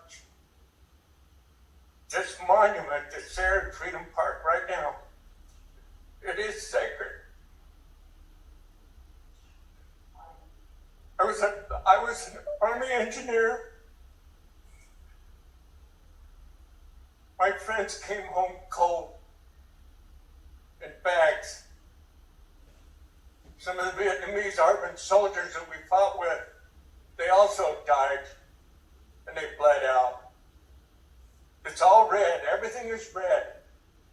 But to put a bunch of stuff into a park where it has so much meaning for everybody. Are you done with your telephone? Ông ta kêu gọi mọi người lắng nghe ông ta, tại vì ông ta không có nhiều thời gian và ông ta đến đây chỉ một lần thôi. Ông ta nói ông ta là kiểu của There was a time in our life when và cái tượng đài này rất là being alive rất là was thiện very, nghĩa. very Ông ta từng dangerous. chiến đấu bạn And bè fighting ta for đã the từng freedom trở that về you trong have cái now and the túi freedom sáng. that I wish every one of Quân the Việt Việt Nam Vietnamese Cộng hòa people cũng have. vậy và họ đều đổ máu Made me very máu sad từ when the đó. communists took over. Made me sad when our Congress, because of their love of the dollar, didn't back them. And that's what it's coming down to now is the love of the dollar. Everybody wanting to fill their own pocket Là vì cái quyền their lợi decisions or whatever. tài chính mà họ quốc And I'm hội going to tell you, đã bỏ rơi it's all vanity. Việt Nam Cộng hòa. You can't Và take a bây giờ penny cũng with vậy, ai you. cũng vì tiền. When you go in the casket, all the money stays right here. Khi mà Everything that you vô try to quan tài build in rồi this thì life không có mang theo tiền is được. going to evaporate. And there's no chance of getting out of it. We come here, no choice of who we come from. We come a man or a woman. Chúng ta We không có can't chọn, change what we chúng are. ta sinh ra Some đời try là to tell us đàn we bà. can, but we can't. Ý chúng ta nói là người Việt. And then when it comes chúng ta time không for có us to chọn leave, lựa. we're going to go. We're going to leave. Whether we ai want cũng sẽ to or chết. not. And we don't know when it will be. Và không biết khi nào But in thì the chúng ta sẽ twinkling ra of an đi. eye, it'll end. And all of this arguing over putting a monument Và mấy cái chuyện mà tranh cãi in Freedom Park is like having a fine bottle of cognac and you take a drink out of it and you pour water in to fill it back up. Then you take another drink a little later on and you pour more water in it to fill it back up. Pretty soon all you got is a bunch of bad tasting water. And that's what's going to happen with Freedom Park. If you keep putting all kinds of distractions in it to take away from Ông ta the đưa cái ví sacrifices dụ giống như mình that có were một cái made. chai rượu whisky, mình uống hết rượu rồi mình đổ nước lã vô, rồi mình uống, I rồi was hết cái nước drafted lã into đó the lại tiếp army, tục đổ nước lã vô uống tiếp. but I Thì willingly chúng ta nói went, là cái công viên tự do and cũng I was vậy. glad to go to Cái tượng Vietnam. đài I've chiến done sĩ a lot Việt of Mỹ đã things in xây my rồi, life that bây I'm giờ not mà proud cứ of, tiếp but tục being a xây thêm Vietnam những cái veteran is tượng the point khác of it. thì hóa ra là không khác gì. Mình làm mất đi cái giá But trị it ban really đầu. gets Chúng ta me nói là cái when chai rượu people want to whisky have thì giống như cái tượng đài chiến sĩ a Việt statue, Mỹ, cái giá monument, trị của nó là như vậy rồi. something to remind Bây them giờ of a mình battle ăn that ké, they weren't even in. mình ỷ là cái công viên They là know giống như cái nothing chai about. rượu đó.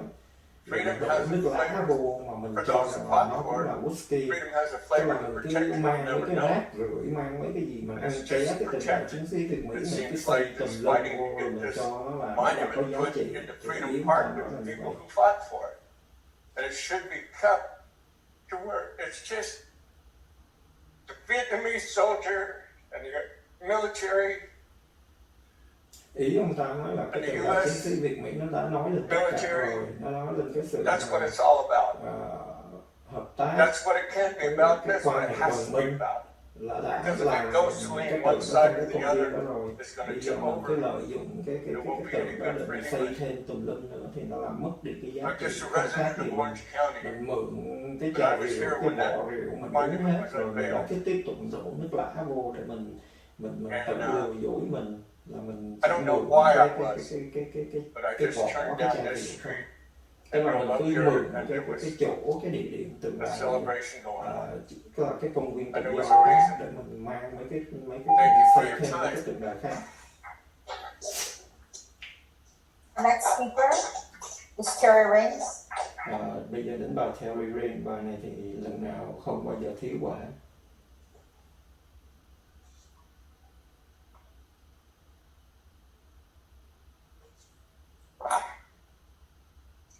Good evening, Terry Rains, Westminster. Residents are still angry over the fact this council spent almost 5 hours arguing over the damn Quan Chi monument, sucking up tons of precious city resources yet again and diverting attention away from the real priorities you should be focusing on, such as the fiscal emergency that you declared twice, but have done absolutely nothing to address other than refusing to allow us to vote and keeping the current tax and saving our city. Congratulations, Officer Chan, on receiving the Mad Award, well deserved. Item 5.1 is staff's research on short-term rentals continued from the last meeting. Airbnb has banned disrupted parties, open invite gatherings, and large one-night events, and the city should do the same. We have a unique demographic that would rent STRs here, friends and family of our Vietnamese residents visiting from Vietnam or other states who wish to stay together in one home. The city should allow STRs to help grow revenue while imposing strict regulations that will lessen the concerns of residents and impacts on our neighborhoods. Item 5.2 is staff's research on commercial cannabis continued from the last meeting. Fact, there is no increase in reportable crime around legal dispensaries. Council should be allow limited retail cannabis to help grow revenue while imposing strict regulations that will lessen the concerns of residents. Item 5.3, I question why only the internal strengths and accomplishments were included in the staff report, not the weaknesses and challenges. Apparently, the facilitator opined that only the strengths and accomplishments should be posted on the city's website, but I disagree. The city can and should be more transparent, and I guess it was added at the last minute. Residents deserve to know the weaknesses and challenges as perceived by key city staff and the city council. Item 5.6 is the amendment to the agreement with Placeworks to support implementation of the Westminster Mall specific plan, adding up to $450,000 over 5 years to an original $283,000 contract executed 4.5 years ago, a 159% increase. This amendment is backdated to July 1st, continuing that bad practice. Scope of work for this amendment includes continued technical support, stakeholder coordination, steps towards implementation, hearings, study sessions, workshops, meetings, plan reviews, interpreting code, design recommendations, meetings with applicants, crafting new amendment language, and litigation support if needed, but not the environmental review EIR. So why not? Much of the scope is work that our planning department should be doing, not an overpaid consultant. The city uses too many highly paid consultants to do basic planning department work. The original contract stated the specific plan would be done in 1 year, plus another 6 to 12 months for environmental review, yet here we are 4.5 years later with nothing. Item 5.7 is another backdated contract amendment with Cheryl Melvin, technical and analytical services for data migration between the current Eden ERP system and the new Munis system. This project, like the small specific plan, should have been done by now. Deja vu, the compensation study that took almost 6 years. I don't know why it takes our city so long to complete projects like this, especially considering the fact we often use highly paid consultants to do regular employee work.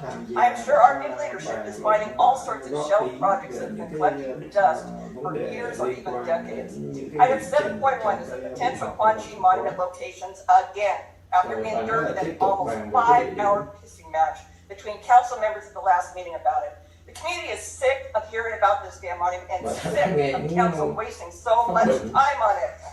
FYI, there was no council vote promising to place it in a park. That claim and the legal threats are total shit. They wrongly promised their donors that that's it. Community outreach. Council ignores public input with the exception of Vice Mayor Manto. Councilman Doe, read the dozens of letters and signatures from Vietnamese residents tonight against placement in Tony Lam Park. Councilwoman Ho, listen to the almost 100 comments to date against placement in Westminster Park, including those that run the Challenger League.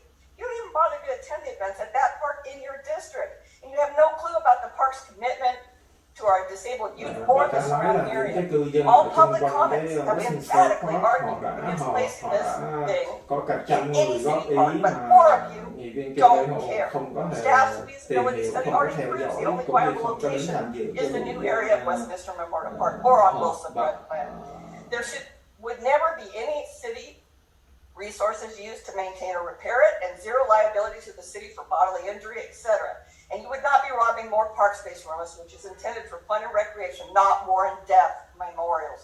Memorial Park là cái provides a công safe viên and là secure để location cho with cư 24 hours dân giải security, trí, ý ample nói là parking and để event có cái flexibility. không Council, you gian, must có cây listen to the xanh people you serve, để the mà residents of tản this bộ, city. để Three mà of đi you are running for picnic, mayor, để one for mà state assembly. ngồi You chơi thư refuse to giãn, place voters' yoga, rights in this thiền, part of the chứ city không above phải your là own để personal mà xây political dựng careers, tượng đài, then we những want cái you to chiến know out of tranh Westminster. chết chóc. If you don't do the right thing and put this about this monument location tonight, if you don't vote to put the tax measure on the ballot in August, I promise you we will make this campaign season a living hell for you. Và nói là nếu mà tối nay mà bà Kim Ly Hồ mà không thông qua cái dự luật SS để mà đưa vào cái cuộc bầu cử vào tháng 11 này á, cũng như là không có quyết định cho dứt khoát là cái địa điểm á, để mà xây dựng tượng đài á, thì bà ta sẽ là coi như biến cái cuộc tranh cử lần này trở thành địa ngục cho nghị viên Kim Ly Hồ.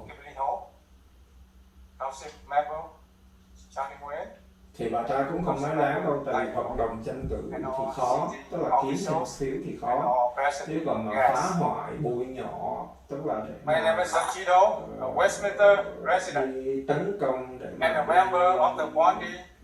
cho cái người đó mà thất cử thì nó dễ, You wonder không why có khó. the old soldier put all their dedication into building a Ponte monument. Ông ta nói là During the có Vietnam số War, người bỏ hết the tâm Southern huyết để Army mới xây dựng has cái more tượng than đài 1 million tái soldiers. chiếm của thành Quảng Trị. Let's simplify the 1 million into three men. One was ultimately sacrificed. One was badly wounded. And one is lucky enough to be alive. Tức là When the có life 3 trường soldiers hợp are là doing tự sĩ, trường hợp coi như là bị for their thương wounded binh, và trường hợp and là sanctified đã brothers, được they coi như respond là to provide thoát nạn. simple basic food for their suffering wounded brothers in Vietnam. Ông ta đang nói The là next kêu fundraising gọi is on August 7th. trợ giúp những thương binh 2022 in ở Westminster. Việt Nam.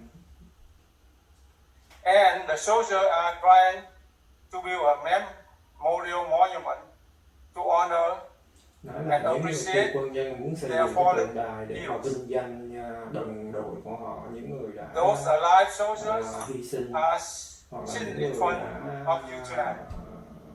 bị bỏ To lại ask phần you thân for thể, the tức là những monument thương binh cũng là hy decent sinh, nhưng mà nói location, chung không phải hy sinh chính not mạng in mà a cũng là hy cemetery. sinh một phần thân thể thôi. You may ask why it must be in the public park. Nói tại sao, quý vị có thể hỏi là tại sao phải There xây were trong more cái than công viên công cộng. 350,000 South Vietnamese soldiers and more than 68,000 US soldiers who lost their life Người ta nói là có to trên directly 68.000 defend our freedom quân nhân of 25 million binh sĩ Hoa Kỳ South đã thiệt Vietnam. mạng, cũng như mấy trăm ngàn Your parents binh sĩ của Việt Nam Cộng Hòa đã tử trận included the trong guy cái behind cuộc me. chiến. And it indirectly defend the freedom of the free world. Một cách gián tiếp là để bảo vệ That includes the American people.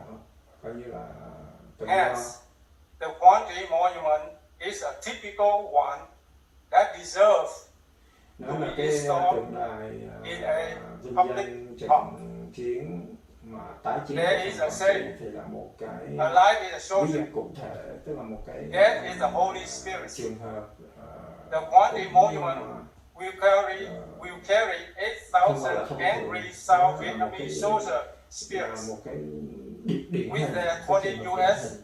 upsetting advisors. Hopefully, your conscious decision tonight will give them a smile. Hy vọng cái quyết định của quý vị sẽ làm cho họ hài lòng. Ý nó là những người cựu quân nhân mà đang muốn xây cái If tượng you đài think the spirit's word tái chiến của thành Quảng Trị. does not exist, look behind you to see what the sentence said. In God we trust. Amen.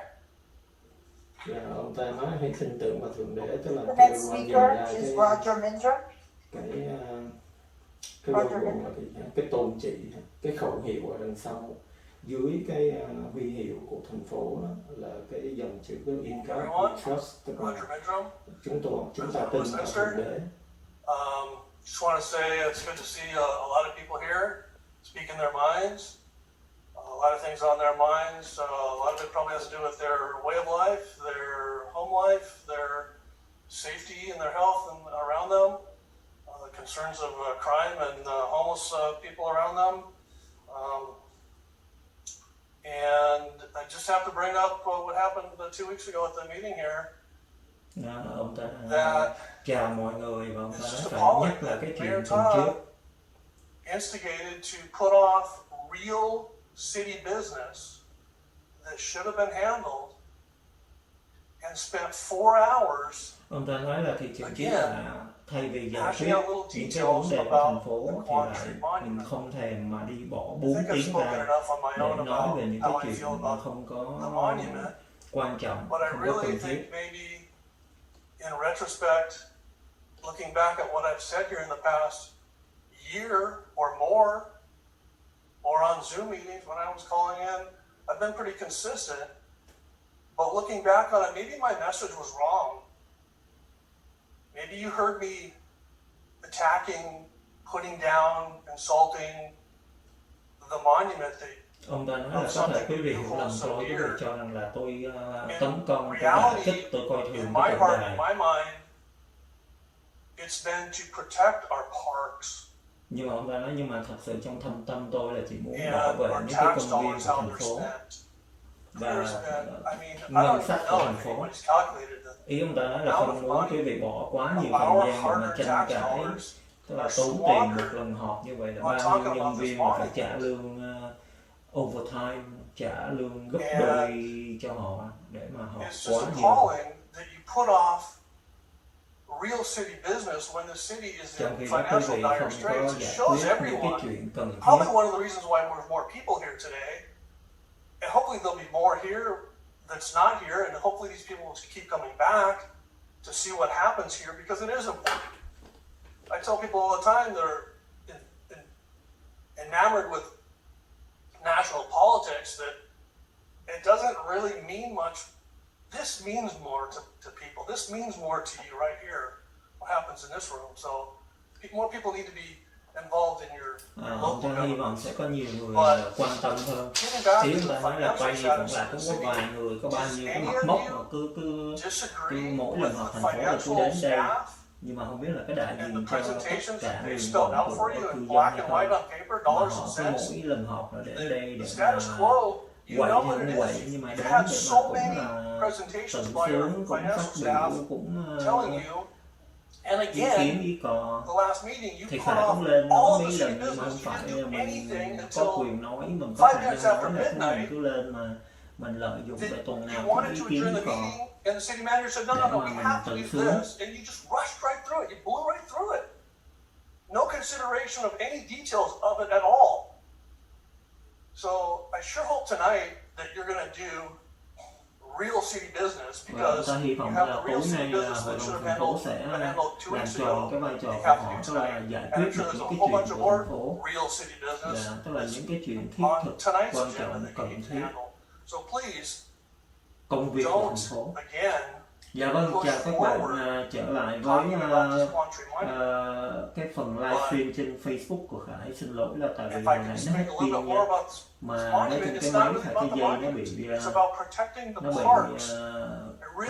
đó, Khải chưa có mua cái dây mới, thành ra cái chạc nó không có ăn, nó không có, tức là thay vì chạc thì vừa chạc vừa xài được, nhưng mà cũng không đủ.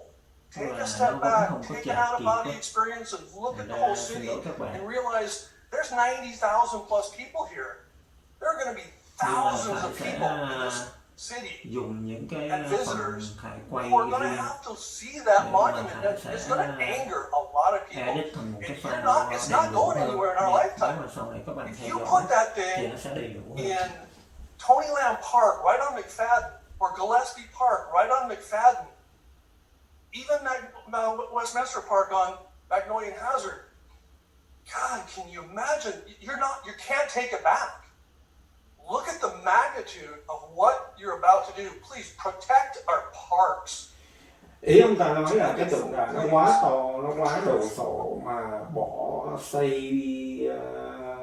tức là để thực hiện nó dùng vào bất cứ cái công viên nào thì cũng sẽ làm ảnh hưởng, tức là ông ta muốn bảo vệ công viên, tức là không muốn trong cái công viên mà xây một cái tượng đài quá lớn như vậy, nó sẽ chiếm cái khoảng không gian, tức là cây xanh cỏ đất trống của công viên, mà lúc đó là coi như là cái tượng đài không, nó sẽ trở thành một cái khu xi măng với tượng. Phó thị trưởng Carlos Menzo, nghị viên Kim Ly Hồ, nghị viên Charlie Nguyễn Mạnh Trí và nghị viên Tài Đỗ. Để xin tôi được đọc một cái bài rồi anh ấy dịch sau. Kính thưa quý vị, tôi tự giới thiệu, tôi là một cựu quân nhân của Sư đoàn Thủy quân lục chiến và là cựu Tổng hội trưởng nữ quân nhân hải ngoại từ năm 2014 đến 2022. Tôi nói về trận tái chiến Cổ Thành Quảng Trị từ tháng 6 72 cho đến 16 tháng 9 1972. Trong suốt 55 ngày đêm chiến đấu đã tổn thất hơn 7.000 quân nhân các cấp. Trong số đó có các chiến binh Hoa Kỳ, cố vấn Mỹ tham gia trận đánh đã tổn thất, gồm có là 3.658 chiến sĩ thủy quân lục chiến đã hy sinh. Cả nước miền Nam Việt Nam hãnh diện nhìn lá quốc kỳ Việt Nam Cộng Hòa, cờ vàng ba sọc đỏ tung bay trên nền trời Quảng Trị chỉ ít lâu sau khi bàn tay kiêu hùng của các anh em thủy quân lục chiến kéo cờ trên cổ thành Quảng Trị hôm 16 tháng 9 1972. Sư đoàn thủy quân lục chiến với sự hy sinh vô bờ bến của các anh em thủy quân lục chiến nói riêng và các đơn vị bạn như Hải quân, Không quân, Sư đoàn nhảy dù, Biệt động quân, lực lượng đặc biệt, thiết giáp, địa phương quân, nghĩa quân, đồng bào Quảng Trị nói chung. Và cũng là để vinh danh quân đội đồng minh, những chiến binh của quân đội Hoa Kỳ đã tham gia trận đánh tái chiếm cổ thành Quảng Trị. Có hàng trăm phi vụ của quân đội đồng minh Hoa Kỳ đã thả bom và thả những quân nhân nhảy dù xuống hiểm trở cho trận đánh tái chiếm cổ thành Quảng Trị. Và hải pháo của quân đội Hoa Kỳ đã trợ giúp, cho nên đã tái chiếm cổ thành Quảng Trị ngày 16 tháng 9 1972. Vì vậy, kính mong thị trưởng Tạ Đức Chí, quý vị nghị viên và các cư dân trong thành phố Westminster cho được đặt tượng đài tái chiếm cổ thành Quảng Trị tại Freedom Park, là nơi rất an toàn và sẽ không bị đánh phá bởi những kẻ xấu, và cũng là nơi hầu hết các du khách đến Little Sài Gòn này đều muốn đi thăm viếng tượng đài chiến sĩ Việt Mỹ. Du khách từ ở xa, các tiểu bang và các nước đến khu Little Sài Gòn Westminster, và cũng để tiện là nơi du khách thăm viếng một chỗ, du khách không có thì giờ để đi những nơi nhiều chỗ trong thành phố Westminster, và để thành phố Westminster cũng bảo trì dễ dàng hơn. Đồng bào quân dân cán chính và quân đội đồng minh Hoa Kỳ đã hy sinh trong trận tái chiếm cổ thành Quảng Trị. Các cựu quân nhân, các cô chú bác còn hiện diện mỗi khi thấy tượng đài tái chiếm cổ thành Quảng Trị sẽ an ủi với sự hy sinh xương máu của mình, cùng đồng đội và cùng chiến đấu bên nhau năm nào để bảo vệ cho hai chữ tự do. Hiện tại, sức khỏe của tôi cũng không được khỏe, nhưng tôi cũng dáng cố gắng đến đây hôm nay để dự buổi họp quan trọng này, để nói lên nguyện vọng của mình trước khi nhắm mắt lìa khỏi thế thế gian này.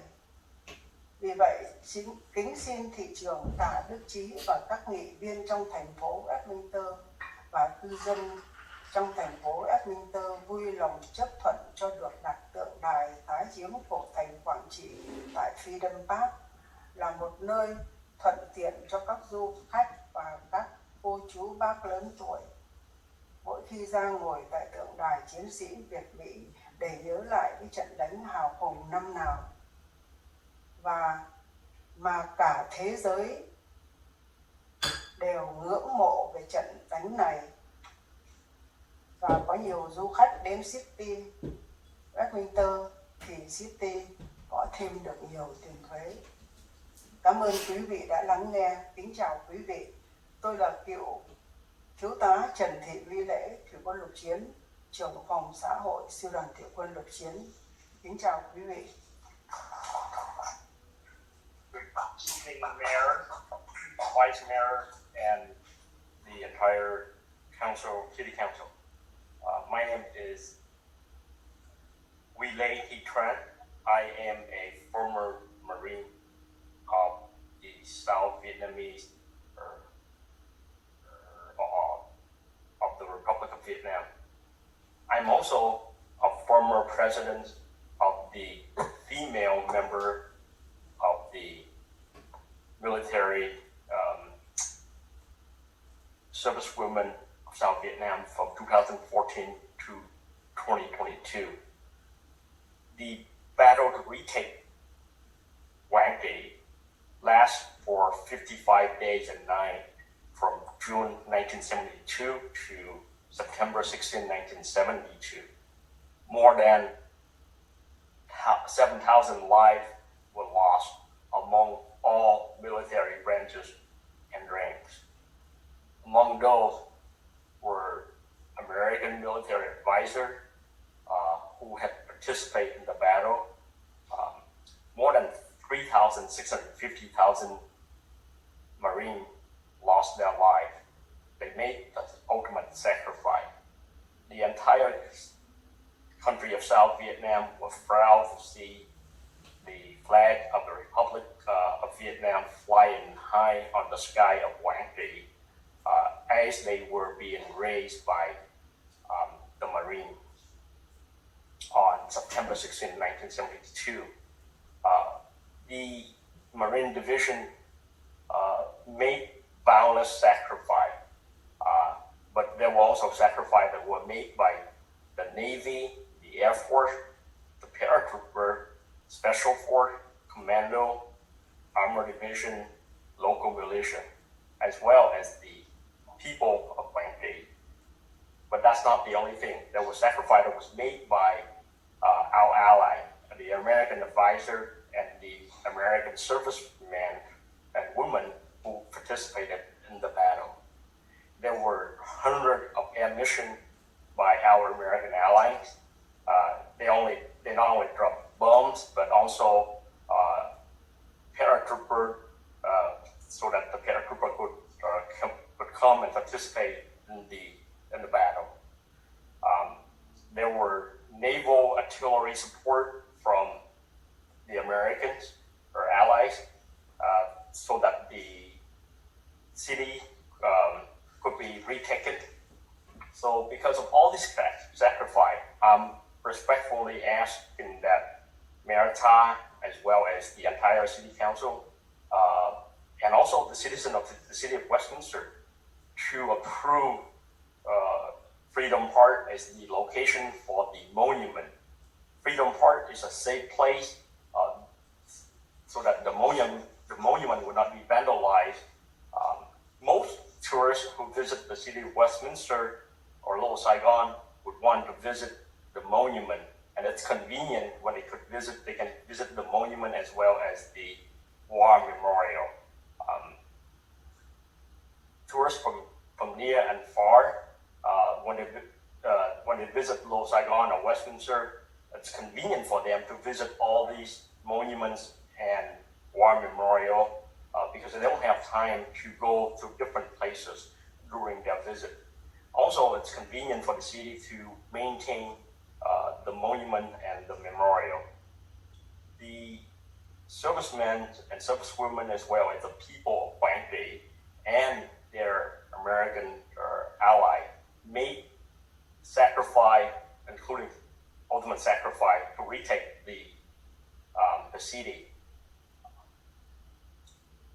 Former military servicemen and women are here.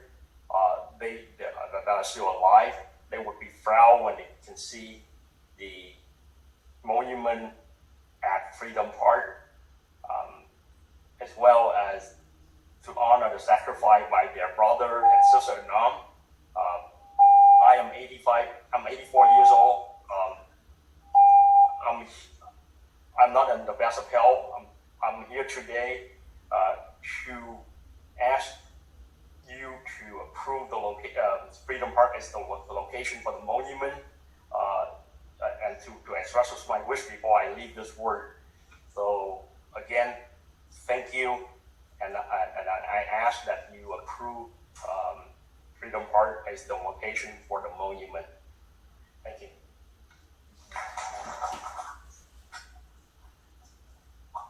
All right, so do we have any speaker on Zoom?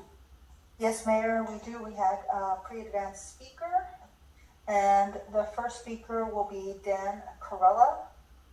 Bây giờ đến những người tham gia qua cái màn Zoom. Pressing star 6, and you may begin speaking. Tức là Khải cũng có quyền ở nhà Khải coi Zoom.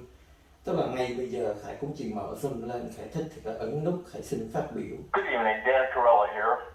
45-year homeowner, United States military veteran of the Korean War, and an independent voter with no party preference. I've been analyzing and voting in elections for over half a century, and it's my observation tonight that for 4 of you, your Yes, Mr. political party... We'll come back to you in a moment. The next speaker with their hand raised is Dow Tran. Ủa sao họ lại pass không cho ông nói tiếp nếu mà cho bà Đào Trần nói? Mr. Tran? Hello? What's the name to do it again? Hello?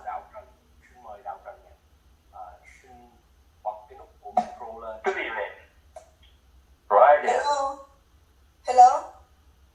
Họ bị trục trặc kỹ thuật, tức là bây giờ họ cho bà Đào Trần nói mà cái ông kia ông vẫn online. Tức là ông nói thì vẫn là cái ông kia ông có cái microphone, còn bà Đào Trần thì không có nói được phát biểu. Hello? We're going to try one more speaker and see, we may be having an audio problem. The next speaker, Dow Tran, will come back to you in just a moment. The next speaker, Amy Walsh. Bây giờ đến họ chuyển qua Amy Walsh. Amy Walsh, you may begin speaking.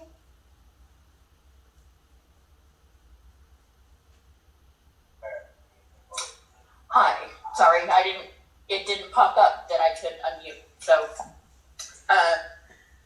oh God, where to start? I think the biggest thing that I want to start with tonight is I'd like to talk about the last meeting, and then I came in a little late to tonight's meeting. You know, real world stuff. Gotta get in the way of this. Just the lack of the respect that I have seen our council members give to the residents. It makes me nauseous. It's so upsetting. And for the gentleman that was speaking earlier about his friends that had passed in the war. Bà ta nhắc lại cái lời cái người cựu công nhân nói là there, so I don't know which one of you did it. But the fact that someone up there thought it was brilliant to go ahead and start checking their phones while someone is talking about, it floors me. It floors me. You know, there's been so many meetings that you all have requested respect from us. Yet you never give us the respect và ta nói là quý vị không có tôn trọng At chúng all. tôi. remotely whatsoever. Đó là khi mà ông này cũng đang phát biểu. There's a reason why residents come to the meetings and are very upset, are very angry.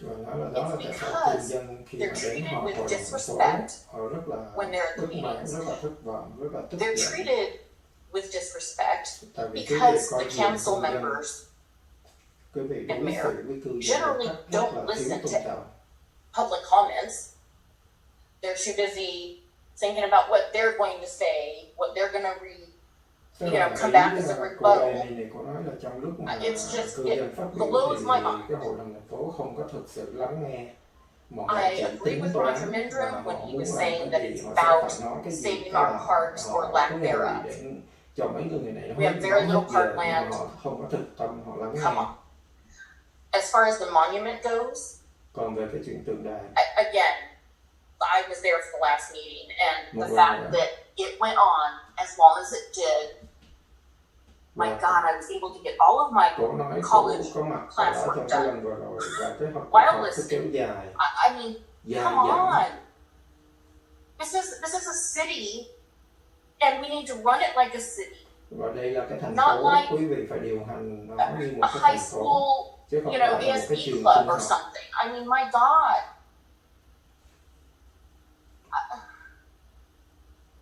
I literally have moved out of the city because of this council and the direction of the city. And I'm not the only one. At this point, the only reason I keep coming to the meetings is because I did so much while I lived in the city that I don't want to see that city fail. And sadly, that's what it looks like it's going to happen. Because people cannot get their heads out of their butts and away from the campaigns and the politics to actually do the things that are right. Step it up, or you're not going to get the votes at all, remotely. And I agree with Terry that this election season is going to be awful for you guys. I mean, I can't tell you how many times I tell people, don't vote for this person, definitely not this person. Fix it. Put SS on the ballot. Let us vote. Let us vote. Let us vote. Let us vote. I'm going to keep saying it until I have no time. Let us vote. Let us vote. I hope Terry is chanting with me. Let us vote. Let us vote. Oh, by the way, let us vote. One more thing, let us vote. God, I do have a lot of time, don't I? Jeez. I guess let us vote again. Please, let us vote. Do the right thing. Let us vote. Ý bà ta nói là let us vote là cho chúng tôi bỏ phiếu, cho chúng tôi bỏ phiếu. Mà nếu mà cử tri chỉ có thể bỏ phiếu nếu mà quận người ta tổ chức trưng cầu dân ý, còn không đó thì quận người ta sẽ nương theo cái cuộc bầu cử tháng 11 này, người ta bỏ vào cái lá phiếu nó gọi cái ballot, thêm một cái đề mục cho những cử tri ở thành phố Westminster, cái phần mà có muốn gia hạn thuế hay không. Thì chỉ có khi nào quận chính thức người ta tổ chức trưng cầu dân ý hoặc là người ta bỏ vào cái phần bầu cử, cái ballot, cái lá phiếu đó, thì cử tri mới có thể bỏ phiếu mới quyết định được. Okay, we can hear you. Please go ahead. Here, 45-year homeowner, United States military veteran of the Korean War, and an independent voter with no party preference. I've been analyzing and voting in elections for over half a century. And as my observation tonight is for four of you, your political party and you have made the same serious error. And that is that the issues today are not all black and white. There are huge shades of gray as well in almost every issue. Now let's focus on taxes. Taxes are a basic element, the financial aspect of every state, county, and every town in this country. Now tax is not a feel-good word like happy birthday, but there are good taxes and there are bad taxes. And a responsible civic leader needs to make the distinction between the two. The payroll tax taken out of a worker's paycheck to provide for that worker's Social Security retirement benefit is a good tax. And I have yet to hear of anyone, Republican, Democrat, or Independent, who returns their Social Security check back to the federal government because it came from a collected tax. And there are bad taxes. One of the worst is the state gasoline tax. It's written for a good cause, repair and maintenance of streets and highways, but the authors failed to put in adequate spending controls. And right now, polls show that a huge majority of Californians, Republicans, Democrats, and Independents, all want the gas tax temporarily suspended. Sadly, the Democratic governor does not. That 54 cents per gallon gas tax is what you should have been publicly opposing, and not the tiny 1 penny city tax, which has spending controls and a comprehensive written report given to all Westminster residents. Let's cut out the political baloney that the Westminster 1 cent tax puts a financial burden on residents. These are tough financial times, and most families have to budget their finances. Generally, Westminster residents have to focus their budgets on three main categories: food, housing, and transportation. Transportation, because in Westminster, there seems to be a 3-car average per household. Okay, if a housewife goes to the grocery store and buys $10 worth of food, milk, bread, eggs, and fruit, she pays zero, not 1 penny in Westminster city tax.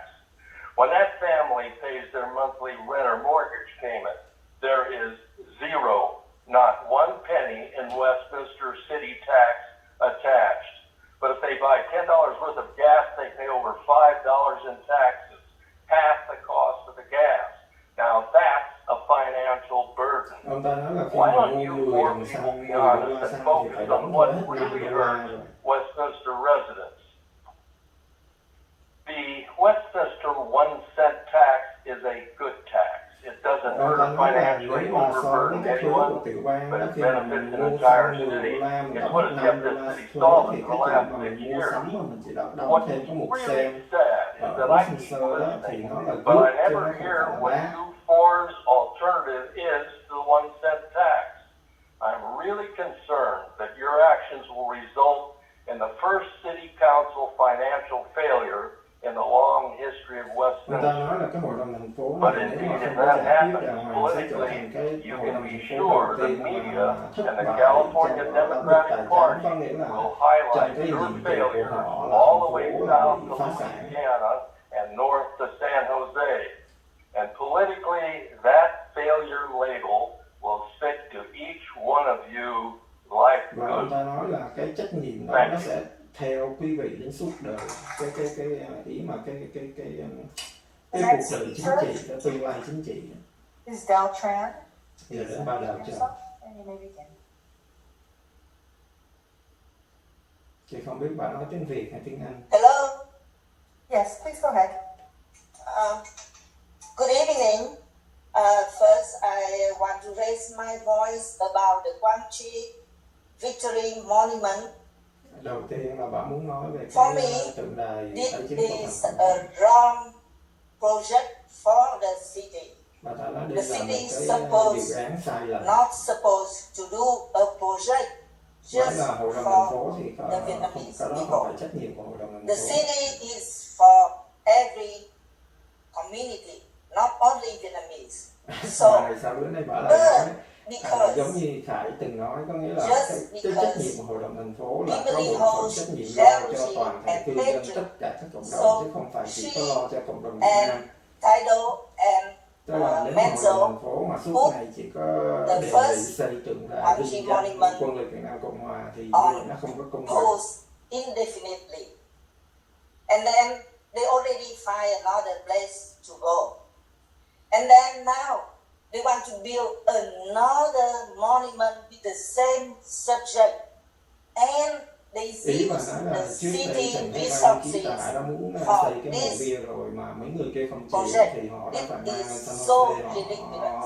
Dựng ở đó, nhưng mà bây giờ thì Kimberly Hồ tại đó lại muốn xây tiếp tục xây lại cái tượng đài chính của non-profit organization, which is everything on their own. They don't use anything from the city. But now, Kimberly Ho, because she wants her face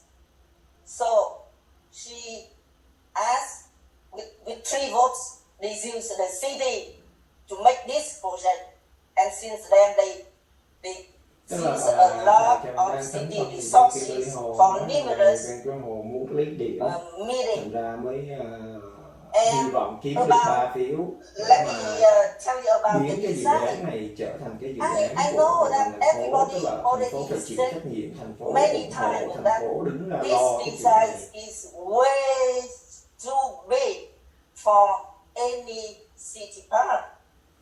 And I remember one time when the thiết kế Park and Recreation cái Committee gọi là already said that dimension, tức là they need to cái redesign kích thước smaller, của cái tượng đài nó quá and lớn, then they will cái suggest khổ nó quá the park. lớn để mà But they keep thiết kế để that mà design. xây For dựng me, ở bất kỳ it cái công is- viên nào ở Westminster. I agree with Thực sự như vậy, Mr. tại vì Roger cái Mintro công viên ở that Westminster nó chỉ this là city những cái has miếng a đất rất là lot nhỏ, of things nó to lớn do. hơn một cái công So viên tư nhân ở this trong cái committee khu and about apartment this monument thì already nó cũng chỉ lớn wasted gấp đôi gấp năm a thôi, lot chứ nó of không time, phải là một cái almost công a viên đúng year nghĩa mà to lớn như talk là about Square monument. Park của Pháp, And they don't Lê have của Quận Cam, addressed that hay yet, là but cái they already have trên design. New York And now, nó like cũng có Mr. cái công Vice viên tự nhiên Chairman hải quân tên rồi. already, he said that September 5, Central Park so ở the New York. statue will be delivered. So he wants to put the city council on pressure to have a place for them because the statue already, this is so ridiculous. Cái này thật là buồn cười khi mà ông Hoàng Tấn Kỳ One more time, ông this áp design lực is hội đồng way thành phố too phải big chọn cái địa for điểm any mà áp lực city thành phố park, phải cho let phép nó alone xây dựng là tại freedom vì park. là cái tượng đài đã được Like I cái heard some of you gọi là cái want tức to là put cái this cơ design sở nhận thiết kế mà will xây dựng overpower cái đó, the tức là họ chưa đặt ở of trong cái the công viên nhưng mà họ American đã and Vietnamese làm xong cái tượng soldiers đài side by rồi. side. Thì giống như hồi nãy ông Hoàng Tuấn Kỳ So, nói đó, tức if là they ngày want 5 tháng 10 hay là ngày this 5 tháng 11 monument thì họ sẽ to giao, be, tức là ở Utah họ sẽ chọn somewhere để in giao lại cho the cái ủy ban, public, đó là bây giờ tìm chỗ they để đặt need thôi. to redesign. Otherwise, they cannot have it. Even Thì bà that này bà the chống, bà September đạo trưởng bà chống, nhưng mà thật sự bà cũng chẳng phải là vì quan tâm you have đến a statue lý tưởng delivered, nguyên tắc but hay là những cái you lý don't do have mà bà the nêu ra, giống như place. bây giờ là So vấn đề what công you do? bằng đối And với you những need cộng to đồng put khác, the hay là vì vấn đề benefit bảo and you vệ need to công viên, listen to hay là cái vấn đề Westminster mà trách resident nhiệm first.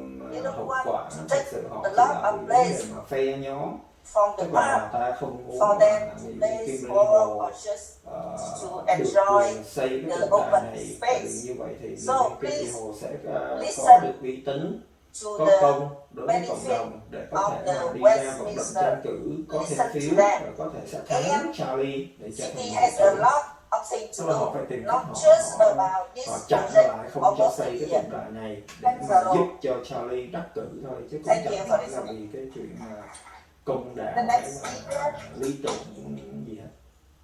Next speaker is Claudia. Please unmute yourself and begin speaking. Thank you. Good evening, everyone. Buenas noches.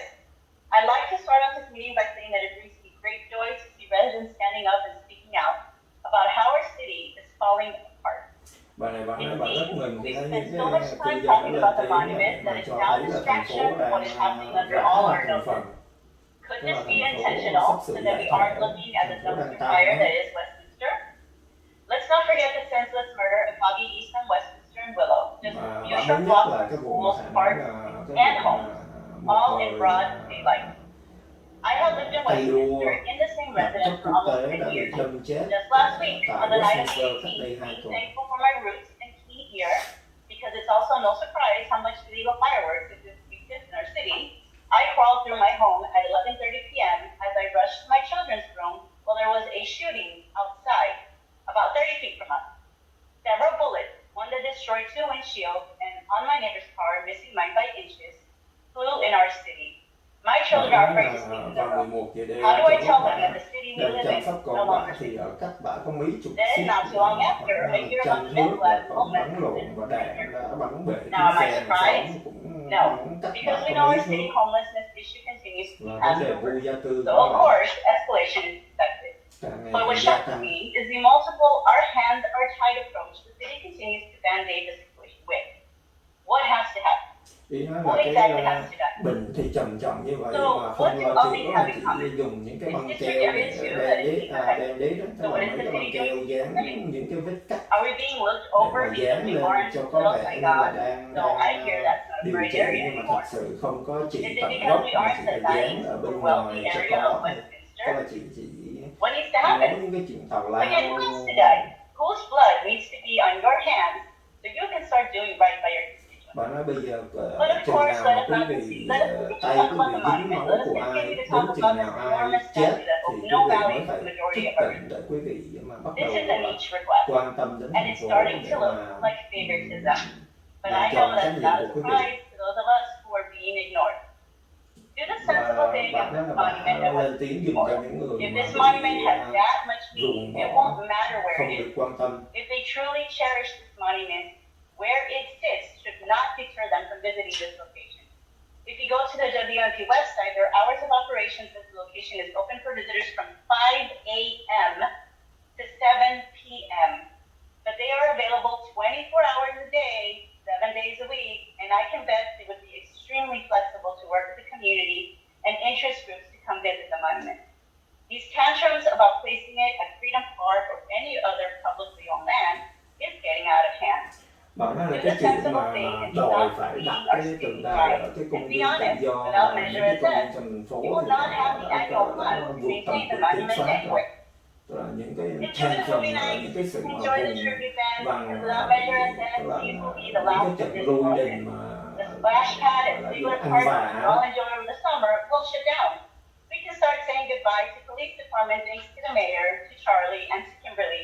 All they care about right now is Bạn nói their là trong khi campaign sợ and cảnh the sát thì có thể prevention. bị nguy cơ I là bị really giải hope thể, those of you running a campaign don't have the không còn sợ audacity to cảnh ask sát for nữa. DE for an Westminster endorsement không còn while you sợ sit cảnh sát there and nữa. ignore Thì Measure SF so Charlie, they Nguyễn can Mạnh keep Trí their và jobs. Kimberly Hồ không I quan look tâm forward to của having you tranh prove cử. me wrong, but I have a feeling you won't, unless it benefits your campaign directly.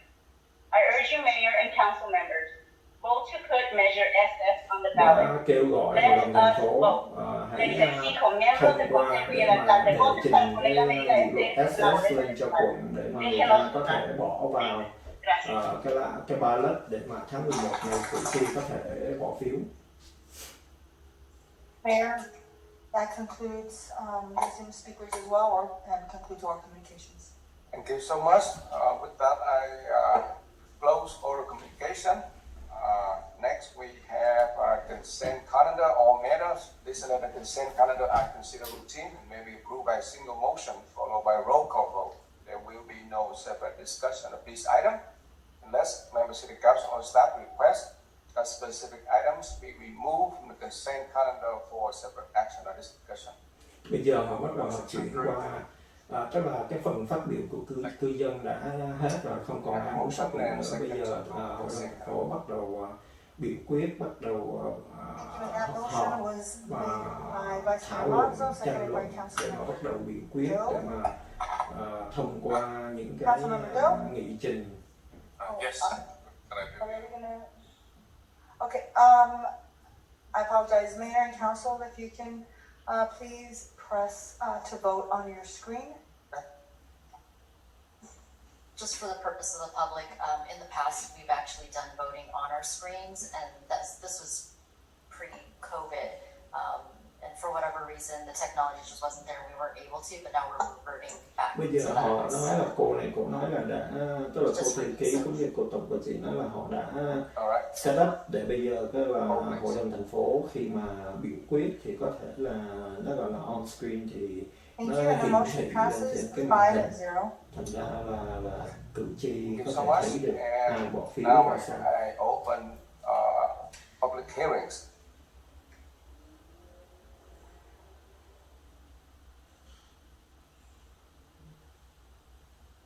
This is the time where any member of the audience wishing to speak on the public hearing item may step forward.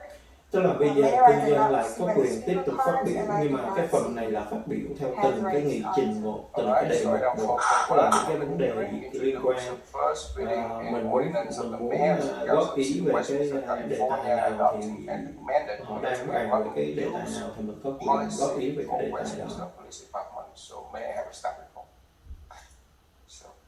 Tức là đang nói về vấn đề mà sở cảnh sát có quyền sử dụng vũ khí quân đội, tức là cái vũ khí mà không phải là dân sự mà nó là vũ khí có thể là được quân đội sử dụng đó. Sure. So this is a time for anyone in the audience wishing to speak on a public hearing item via Zoom or in person to come forward and address the City Council. They do have 5 minutes to speak on the item, and the item currently is an ordinance of the Mayor and City Council of the City of Westminster adopting an amended military equipment use policy for the Westminster Police Department. This is currently placed on the agenda for first reading and introduction, read by title only, and wait for the reading.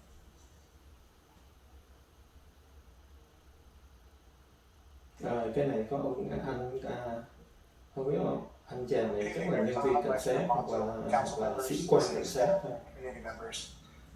So we're here tonight to speak about the AB 481. As you know, last year in September, Governor Newsom approved many different legislations that affected law enforcement agencies across the state. AB 481 was one of them. AB 481 governs the use of military equipment. Đây là đang nói về cái luật mà cho cảnh sát có quyền sử dụng những cái vũ khí sát thương mà nó thuộc lại cái gì, tức là nó thuộc về nó được vào cái hạng mục, tức là hồi xưa đến giờ là AB 481, as I said, was passed in January cho quân đội, chứ không phải là dân sự, tức là cảnh sát thì họ cũng từ xưa giờ cũng chỉ sử dụng súng lục, súng trái khế, súng côn, Glock. Nói chung là người dân người ta cũng có quyền mua những cái vũ khí giống như vậy. Cùng lắm thì họ sử dụng cái tương tự giống như M16 mà đây nó gọi là AR-15, AR-15. Nhưng mà những cái đó thì người dân vẫn có quyền mua. Nhưng mà bây giờ là họ đang nói đến là có thể cái sở cảnh sát họ có quyền họ hợp đồng để họ mua những cái vũ khí hạng nặng, những cái vũ khí mà dành cho quân đội từ xưa đến giờ. Partially because we need to make some amendments to our policy that we discovered along the way, as well as wanting to honor the public hearing portion of the legislation. And so that process began again on June 22nd, where again the was brought forward to this council as it received a file. At that time, after the council meeting, it was posted to the police department website as per the legislation's requirement for a minimum of 30 days review. Rồi có nghĩa là phải ngưng cái phần này ở đây, tại vì giống như phải trình bày cái phần này họ thì có thể họ sẽ đi qua từng cái đề mục, thì các bạn nào mà thật sự muốn quan tâm thì các bạn có thể vào cái website của thành phố Westminster, thì cứ search trên Google Westminster City thì sẽ lên cái phần Westminster City Council Meeting. Thì nếu mà các bạn muốn quan tâm theo dõi thì có thể trực tiếp vào cái kênh YouTube của thành phố Westminster, thì họ cũng có upload, họ livestream để mà các bạn theo dõi. Còn cái phần Khải mà vừa xem vừa góp ý vừa thông dịch như vậy thì phải tạm ngưng ở đây, tại vì họ có thể họ sẽ đi vào chi tiết những cái nghị trình nó có thể kéo dài 3-4 tiếng. Thì tạm thời mấy hôm nay thì Khải còn bận bịu một số chuyện Khải cần phải giải quyết, ra Khải không có thời gian để Khải tường trình cho hết cái cuộc họp, nhưng mà có thể bắt đầu từ tuần tới Khải ổn định rồi thì Khải sẽ mỗi buổi họp ở bên thành phố, kể cả bên thành phố Glasgow hay là Fountain Valley, thì Khải sẽ trực tiếp Khải livestream theo cái dạng giống vậy, tức là Khải không có tham dự, Khải ở nhà, Khải theo dõi, Khải sẽ vừa thông dịch, không hẳn thông dịch hoàn toàn, nó gọi là paraphrasing, tức là mình tóm tắt, mình chỉ nói, tức là dịch sơ sơ cho nó thoát được một vài cái ý chính thôi, chứ mình không có phải là dịch cho theo cái kiểu mà thuần dịch viên mà có ăn lương dịch cho hết cho đầy đủ. Tức là mình nghe thoáng những cái điểm chính thì mình cũng trình bày lại, chia sẻ để cho các bạn nắm được vấn đề. Rồi mình cần thì mình có góp ý, rồi từ cái tuần tới trở đi hay là có thể từ tháng 8 trở đi thì Khải sẽ là làm việc đều đặn hơn, nghiêm túc hơn. Thì những cái lần tường trình như vậy thì Khải sẽ tường trình từ đầu đến cuối. Còn bây giờ thì chắc Khải cũng công chuyện Khải cũng giải quyết cho phát triển của mình trong thời gian còn phải sắp xếp một số vấn đề, giải quyết một số vấn đề. Thành ra Khải xin tạm ngưng chương trình ở đây. Cảm ơn các bạn đã theo dõi và xin hẹn gặp lại các bạn trong những chương trình tới.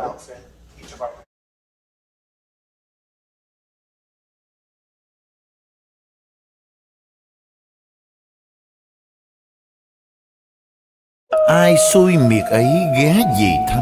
Bún cá phở quyên vẫn mãi thèm.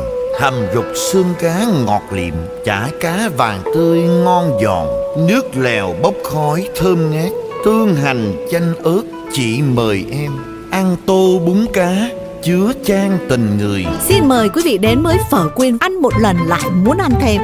Phở quyên 714 896 0928 896 0928.